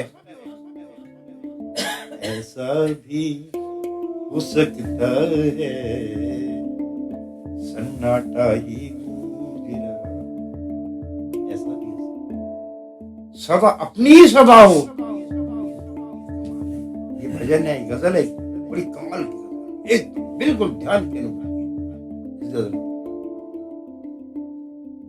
सन्नाटा ही गूंज रहा हो, ऐसा भी हो सकता है। खामोशी खुद अपनी सदा हो, ऐसा भी हो सकता है। तो सन्नाटा ही गूंज रहा हो, ऐसा भी हो सकता है। बोलिए कैसी बात है। अब जाके देखो, जब सत्य आएगा, सत्य किस करवट आएगा। हो सकता है ध्वनि के तौर पर आए तो क्या होगा, वो सत्य किस तरह का है पता नहीं कैसा है, वो कैसा होगा उस समय, ध्वनि के तौर का होगा, सब हो सकता है। बोलो वो सन्नाटा उसका होगा, बोले मेरे को पता नहीं, मैं तो गया नहीं, तुम्हारा ही ना हो, कभी तुम्हारा ही सन्नाटा ना हो। ये कैसी निर्णय करो, जाके देख ले, जाके देख। मैंने कहा ना, मैंने कुछ बातें कहनी है, इसको अभी अंतिम, ये तो नहीं कि आप मुक्त नहीं हो गए, मुक्त हो गए, मुक्त तो आप सारे हो गए हैं। और अगर आपने कुछ भी नहीं किया, भाड़ झोंकोगे, तो गुरुजी बैठे हुए ना, उन्होंने इतना बड़ा जहाज बना रखा, जितने भी आश्रम आने वाले सभी को मुक्त करेंगे, उन्होंने इतना बड़ा जहाज बना, जो भी आने वाला, जो भी, चाहे उसने साधना की है, चाहे वो मंत्र जप करता रहे, जो पहले वाले हैं, जो अब वाले हैं। वो माँ ने कहा था, बोले गुरुजी ने इतना बड़ा जहाज बना रखा, जो भी आने वाले आश्रम सारों को ही मुक्त करना है। गुरुजी ने, गुरुजी मेरे बहुत बड़ी चीज है, छोटी मोटी नहीं, मात्रा नहीं, बड़ी चीज है। माँ ने कहा था कि गुरुजी ने इतना बड़ा जहाज बना रखा है, सबको ही मुक्त करेंगे, छोड़ेंगे नहीं एक को भी। इस चिंता से तो आप रहने दें कि आप जो कुछ आपने प्रयास किया है वो हमारा तो पूरा ही नहीं हुआ, इसका मतलब ये तो हुआ ही नहीं, उसकी चिंता मत करें, वो तो करवट है। मुक्ति की बात हो, मैंने 5वें में तो हम पहले दिन बुझा देते हैं। जब 4 पार कर गए, 4 तक स्त्री है, 4 तक ही पुरुष है, 4 तक ही जन्म मरण है। अगर चौथे से क्रॉस करके तुम देवता बन जाओगे, ऊपर के लोगों में चले जाओगे, अगर नहीं तो अपने इष्ट के लोक में चले जाओगे, नहीं तो प्रेत बन जाओगे। 3 संभावनाएं कही थी, चौथे में तो इतनी संभावना, जैसे थोड़ा चलता,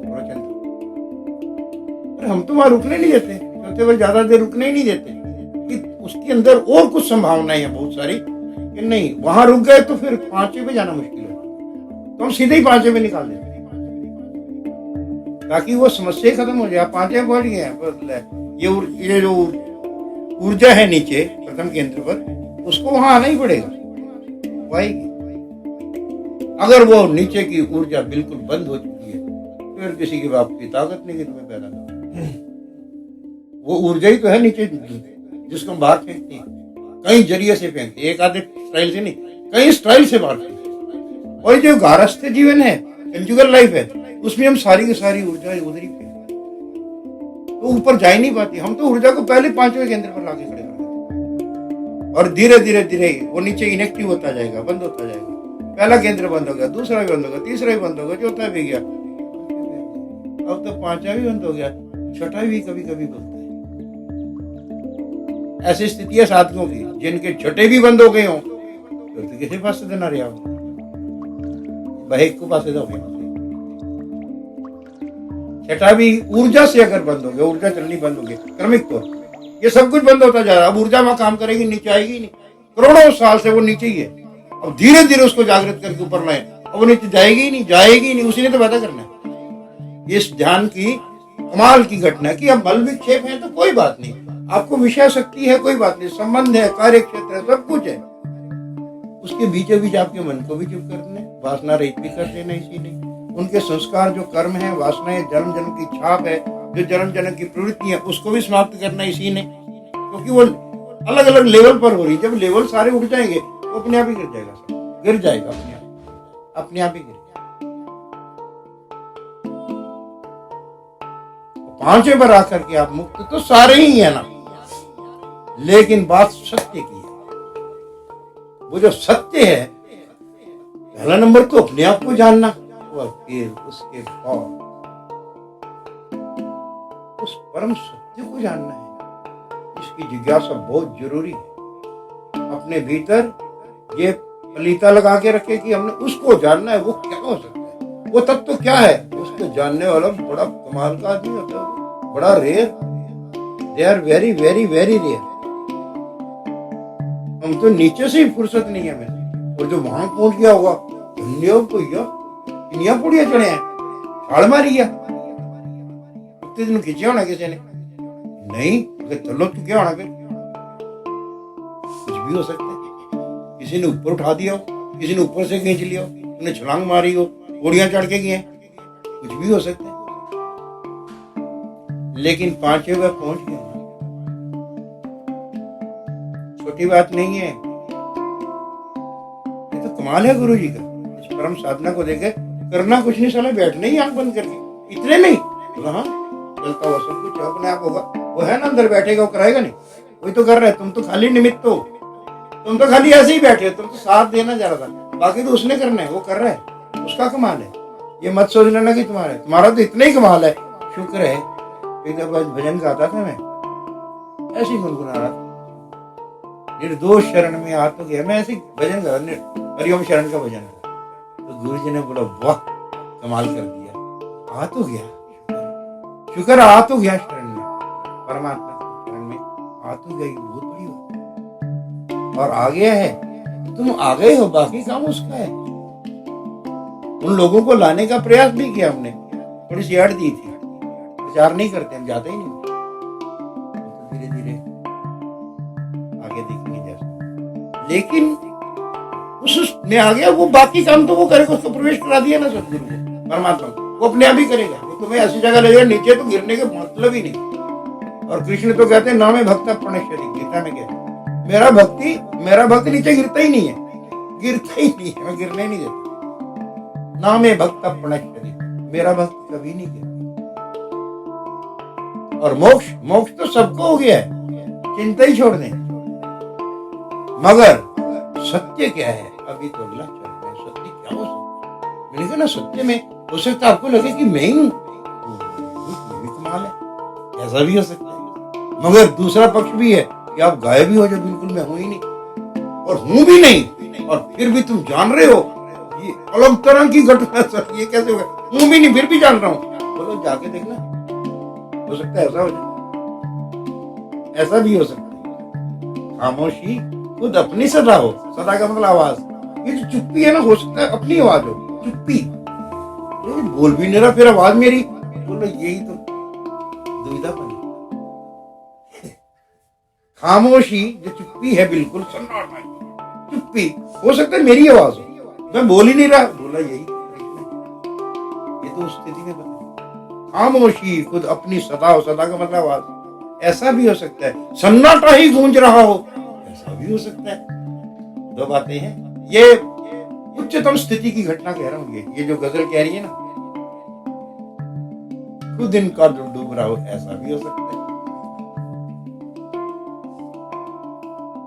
दो बातें कह रहे हैं, तीसरी नहीं। लेकिन दूसरे के बारे में मैं कह दूं, आगे तो और भी कुछ है, तो आगे नहीं निकलूंगा ज्यादा, और उस ध्यान की प्रणाली में जब निकलूंगा तो कुछ और बातें कहने, तो अभी से मैं नहीं कहूँ।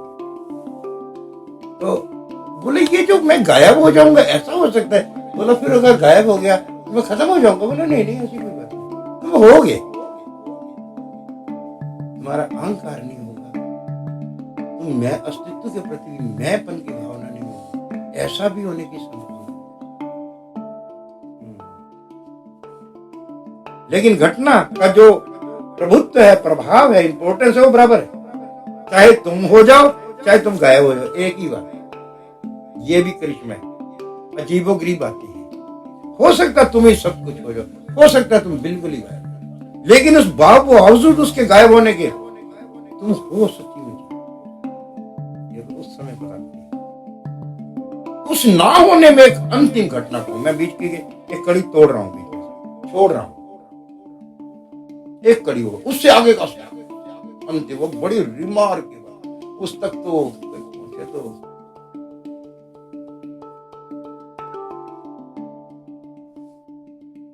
उसमें सत्य की अनुभूतियां हो गई होती है सारी, जितना भी हो सकती है। परमात्मा सत्य ब्रह्म ये वो माया खत्म तुम भी हो। इसके बावजूद भी फिर भी कुछ घटना हो सकती है। हालांकि वेदांत उस पर बात नहीं कर, योग तो बिल्कुल भी बात नहीं कर। योग हालांकि साधना उसी क्रम में चल रही होती है, क्योंकि हम योग के द्वारा जिस साधना पे चल रहे हैं वो पूर्ण साधना है। अंतिम 7 केंद्रों की बात नहीं कर रहे हैं। 7वें केंद्र की तो विरला बात करेगा, कोई नहीं करेगा, कहीं नहीं है। छठे की बातें नहीं है तो 5वें तक तो वेदांत तो छठे की बात कर रहा है। मैं तो 7वें की बात कर रहा हूं। इतनी आगे की साधना है, वेदांत से भी आगे। वेदांत तो सर्वोपरि है, मैं तो उसके आगे एक और चरण की बात कर रहा हूँ जिस साधना में हम काम कर रहे हैं। वो एक सिद्धांत है अलग, मैं उसका नाम नहीं लेता, पर उसको इतना ही नाम है कि वो दूसरी साधना है, क्या कहते हैं,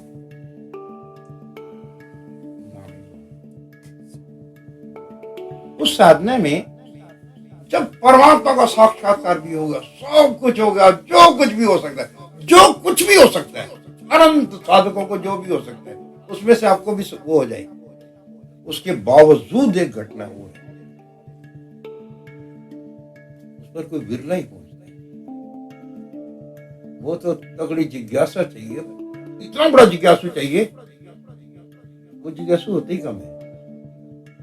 वहां जाना तो भैया जो पहुंचे दिग्गज बड़ा कमाल का आदमी, और साधना पहुंचा देती है वहां, वो साधना पहुंचा ही देती है। ये साधना जो है ना जो कर रहे हैं, इसको बोलते क्या हम, सिद्ध योग साधना।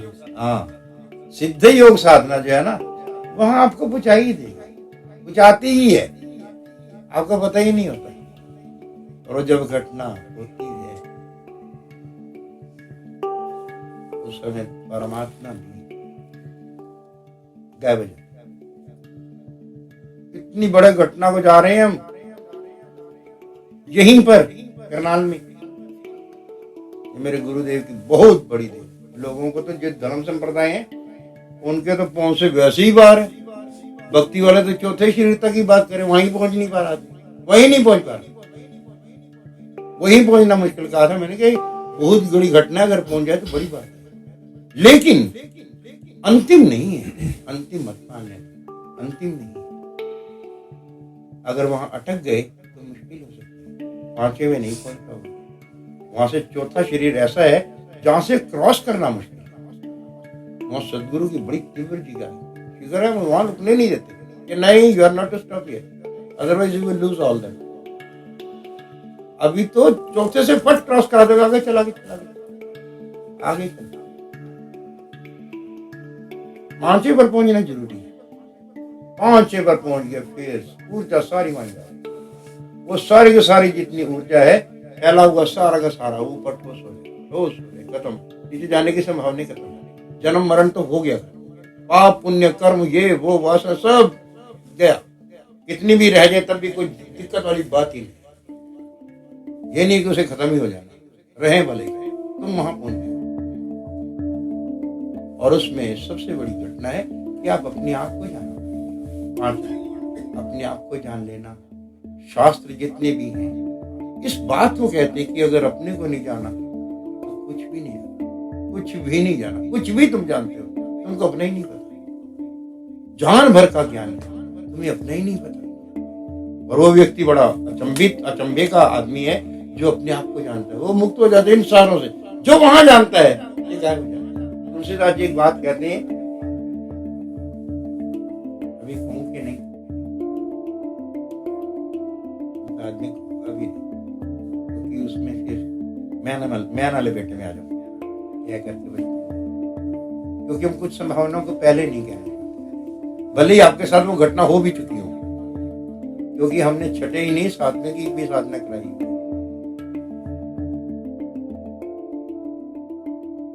तो फिर भी उसको, क्योंकि एक भजन है बॉम्बे वाणी में, बॉम्बे वाणी है ना, उसमें एक भजन है, दिल की बात लबों पर लाकर अब तक हम सुख दुख सहते हैं ना, सॉरी गुलाम अली की है। दिल की बात लबों पर लाकर अब तक हम दुख सहते हैं।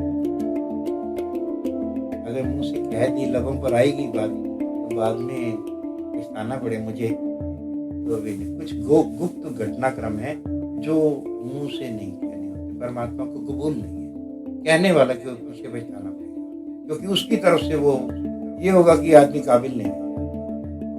तो उसके बेडरूम की बात है, उसने अगर अलाउ किया है आना और वो उस बात को कह दे तो बोला नहीं,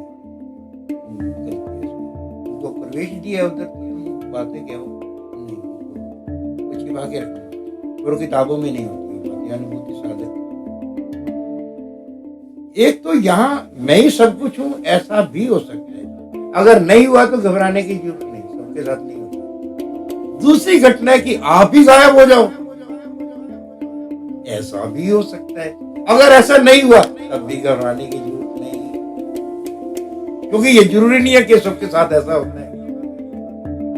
फिर सामान्यतः क्या होता है तो आपको पता ही होगा, मैं किया था। सामान्य तौर पर जब आप पंचम शरीर में होते हैं उस समय क्या लगता है आपको, तो आपको पता ही होगा ना कि नहीं, कोई मैं दसा नहीं, तो आप रोज ही होते हैं उसमें, आप रोज ही होते हैं उसमें, रोज ही होते हैं उसमें 5 मिनट। वो कैसा है सामान्य तौर पर, उसमें तो आप होते ही हैं। और इसकी अगली जो बात है ना, चोट की बात है, वही नहीं कहना चाहिए। वो तो जो मैं ध्यान कराऊंगा, जिस दिन बारी आएगी फिर बोल पाऊंगा, अभी तो मैं बोल ही नहीं। मैंने वो बात हालांकि 25 दिसंबर को वहां बोली है, गीता की बात कहते क्या गया था, शुगर है या बुद्धिमान नहीं हो इतना कि मेरी बात याद रखो। अच्छा हुआ तुम्हें याद नहीं क्या क्या देख रहे, सारे मंजर भूल गए और जितने शहर के कंजर भूल गए। गाने वाले कंजर मतलब गाने वाले, याद नहीं क्या क्या देखा था, सारे कंजर भूल गए। उनकी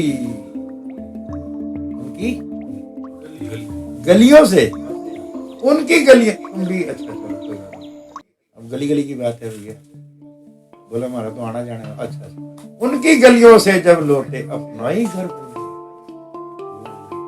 नहीं घर भूल गए, ये भी हो सकता है जी। उनकी गलियों से जब लौटे तो अपना ही घर भूल गए, मतलब तुम गायब हो गए। और उनके शहर में जो देखा था, जब हम वापिस लौटे मिट्टी के घर भूल गए जिसमें हम रहते थे, ये जगह, ये कूड़ा का, इसी को भूल गए, तो उसी की स्मृति है। उनकी गलियों से जब लौटे अपने ही घर भूल गए, याद नहीं क्या क्या देखा था, सारे लेकिन उनकी गलियों से जब लौटे अपने ही घर।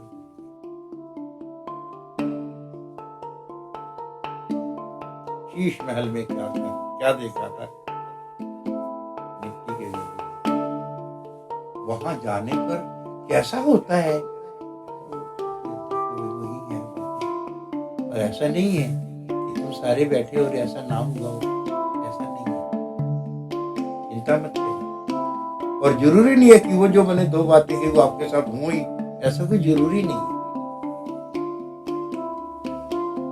क्यों? क्योंकि नींद तो पत्थर के बिस्तर पर भी आ सकती है, उनकी आगोश में सरों की जरूरी तो नहीं। नींद तो पत्थर के बिस्तर पे भी आ सकती है, उनकी आगोश में सरों की जरूरी तो नहीं।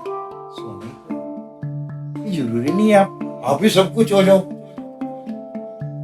ये भी कोई जरूरी नहीं है कि आप गायब हो जाओ। गायब हो जाएंगे तो फिर उसको कौन जानेगा, कौन देखे, उसकी चिंता छोड़ो। अगर नहीं हुआ, आप भी बने रहना चाहते हैं और वो भी हो, ऐसा भी संभव है। इसमें क्या हो सकता है कि गीदड़ शेर बन जाए, गीदड़ को लगे मैं शेर हो गया। ये गीदड़ था वो पानी में गिर गया, नीले पानी, वो नीला हो गया, ओ गले में क्या हो गया, ऐसा भी हो सकता है। पानी कैसा है मुझे क्या पता, पीला हो सकता है, लाला काला। वैसे हो गए तो अपनी कोई जिम्मेवारी नहीं जान सकता, और घर वालों को कहते मेरा रंग बदल सकता है। तो क्या पता कैसा रंग है, वैसा ही ना हो जाए तो तुम सब कुछ हो, ये भी ठीक है, हो सकता है। तुम गायब हो तो ये भी हो सकता है, और ये ना हो कि तुम जहां गए थे उसी के रंग की हो जाओ, ऐसा भी हो सकता है। जी, वो गला किसकर खोला कौन, किस करवट बैठे कौन, ऊंट। अच्छा हाँ, ऊंट पता नहीं किस करवट बैठे, क्या पता है। आगे चलो,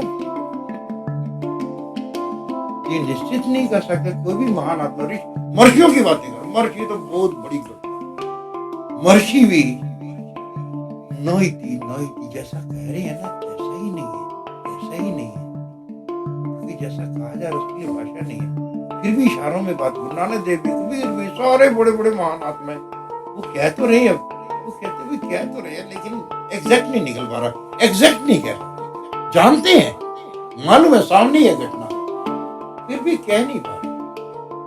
और क्या कह क्यों नहीं पा रहे? मेरे को भाषा नहीं है, तो फिर हमको समझ नहीं आएगी। तुम्हारे पास वो ऊर्जा नहीं है। ऊर्जा होता है instrument. Then why you are trying to make us understand? हमें क्यों समझाना चाह रहे हैं? बोलो बेटा, जैसा मैंने देखा तुम भी देखो, तुम भी देखो, क्या विलक्षण विलक्षण मार्वेल। वो घटना ही मार्वेलस है, वो इस जगत में दिखती नहीं है, होती ही नहीं है। उसमें जाएगा, बड़ा चंभित आदमी होगा, बड़ा कमाल होगा, जिसके लिए दो कौड़ी का जगत है, कोई तो प्रवेश करेगा। जिनके लिए यही बहुमूल्य है, अद्वितीय है, वो कैसे वहां जाएगा? कंचे इकट्ठे कर रहा, पत्थर इकट्ठे कर रहा, अरे हीरे के टुकड़े, उसे क्या मतलब? तो पता नहीं, ये पत्थर ही ठीक है। कोई बात, वो कुछ बातें हैं जिसको इशारों में कहा जाता है, सीधा तो कहना नहीं चाहिए। दूसरा यह पॉसिबिलिटी है कि वो घटना ही ऐसी है जिसको इशारों में ही कहा जा सकता है, डायरेक्ट कहा नहीं आ सकता। और डायरेक्ट इसलिए वो कह नहीं पा रहा, और वो समझेगा नहीं। वो जो समझेगा ना सुनेगा, वो अपनी बुद्धि के स्तर से कल्पना करेगा। ये बड़ी विडंबना, बहुत मुश्किल काम। तो उसके लिए तो वहां उसी स्थिति में पहुंचा जाए। तो जाके देख ले, तो आप ही जाके देख ले। एक को बच्चा डूब रहा था किसी का, वो बच्चे को सारे, उसकी माँ भी चिल्ला रही, हाय मेरा मुंडा, हाय मेरा मुंडा, हाय मेरा मुंडा। एक सरदार जी बच्चे को पकड़ के ले आए। क्या सरदार जी, तुझसे बड़े बहादुर बंदे हो, तू इसे कमाल करता है, न्याणा बजाता है। कहना है मैंने साले पहले तो धक्का के ना मारे नहीं। धक्का मतलब कोई सदगुरु, कोई परमात्मा, वरना तो मैं पानी से दूर से डर रहा हूँ, मैं तो जाने नहीं जाता। कबीर जी कहते मैं पूरा बूढ़ अंडर रहा किनारे बैठ, मैं तो अंदर बढ़ने को तैयार ही नहीं था। डूबने के डर से मैं अंदर जा ही नहीं रहा था, कबीर जी कहते हैं। और जिन खोजा तिन पाया गहरे पानी पर। जिन्होंने पाया वो तो गहरे पानी में ही होते हैं। मोती तो या तो गोगे सिक्की होती हैं। कभी कोई डूब गया गलती से, किसी महापुरुष की कृपा से, परमात्मा ने कर लिया, तो वहां फिर जो प्राप्त होता है वही तो। अब जो जाएगा उसकी बात है, इतने आज इतना। बाकी तो ध्यान करने पर ही बात कर पाऊंगा, अभी नहीं। वो तो एक बार रवा होना पड़ेगा। गुरुदेव की जय हो। आज नया साल है। साल तो हर साल ही नया होता है, और जैसे आज दिन चढ़ा है नए साल का, वैसे कल भी नया दिन चढ़ेगा, परसों भी नया दिन चढ़ेगा। अगर ये साल परसों शुरू हुआ था तब भी ऐसा ही होता आज का दिन।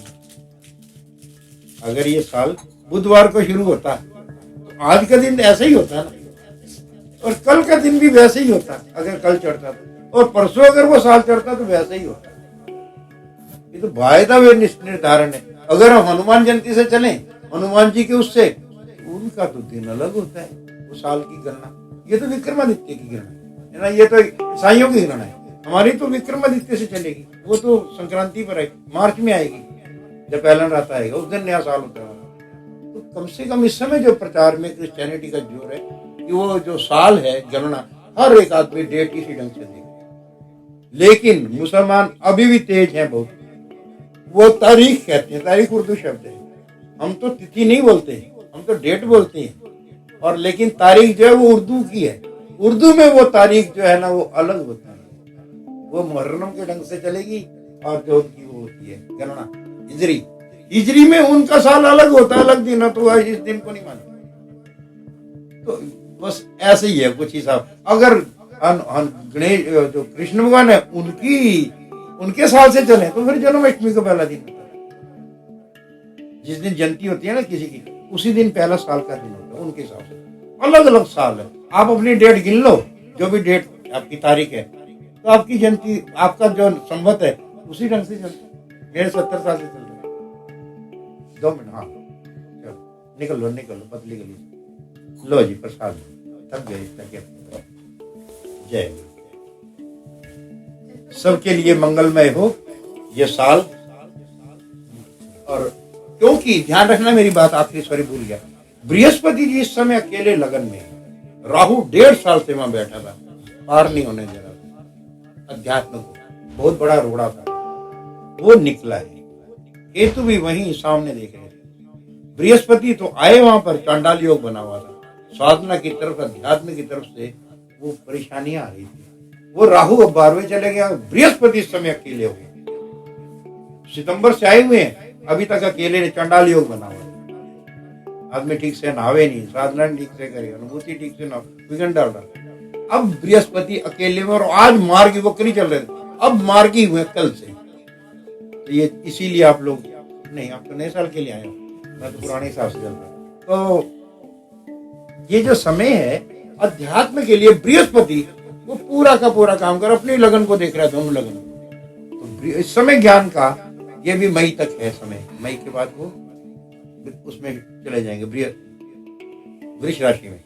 तो ये जो समय है इसका बीच में, इसका फायदा हो सकता है, ध्यान रखने का। अध्यात्म के ऐसे नहीं है, सारी अनुकूलता नहीं होती सबको, पता नहीं वो अनुकूलता कब बन जाए, उसमें भी फर्क है। वो कब अनुकूल हो जाए तो अपनी तरफ से कर दे, वो कुछ नहीं, वो देखता आगा पीछा, वो आगा पीछा नहीं देखता।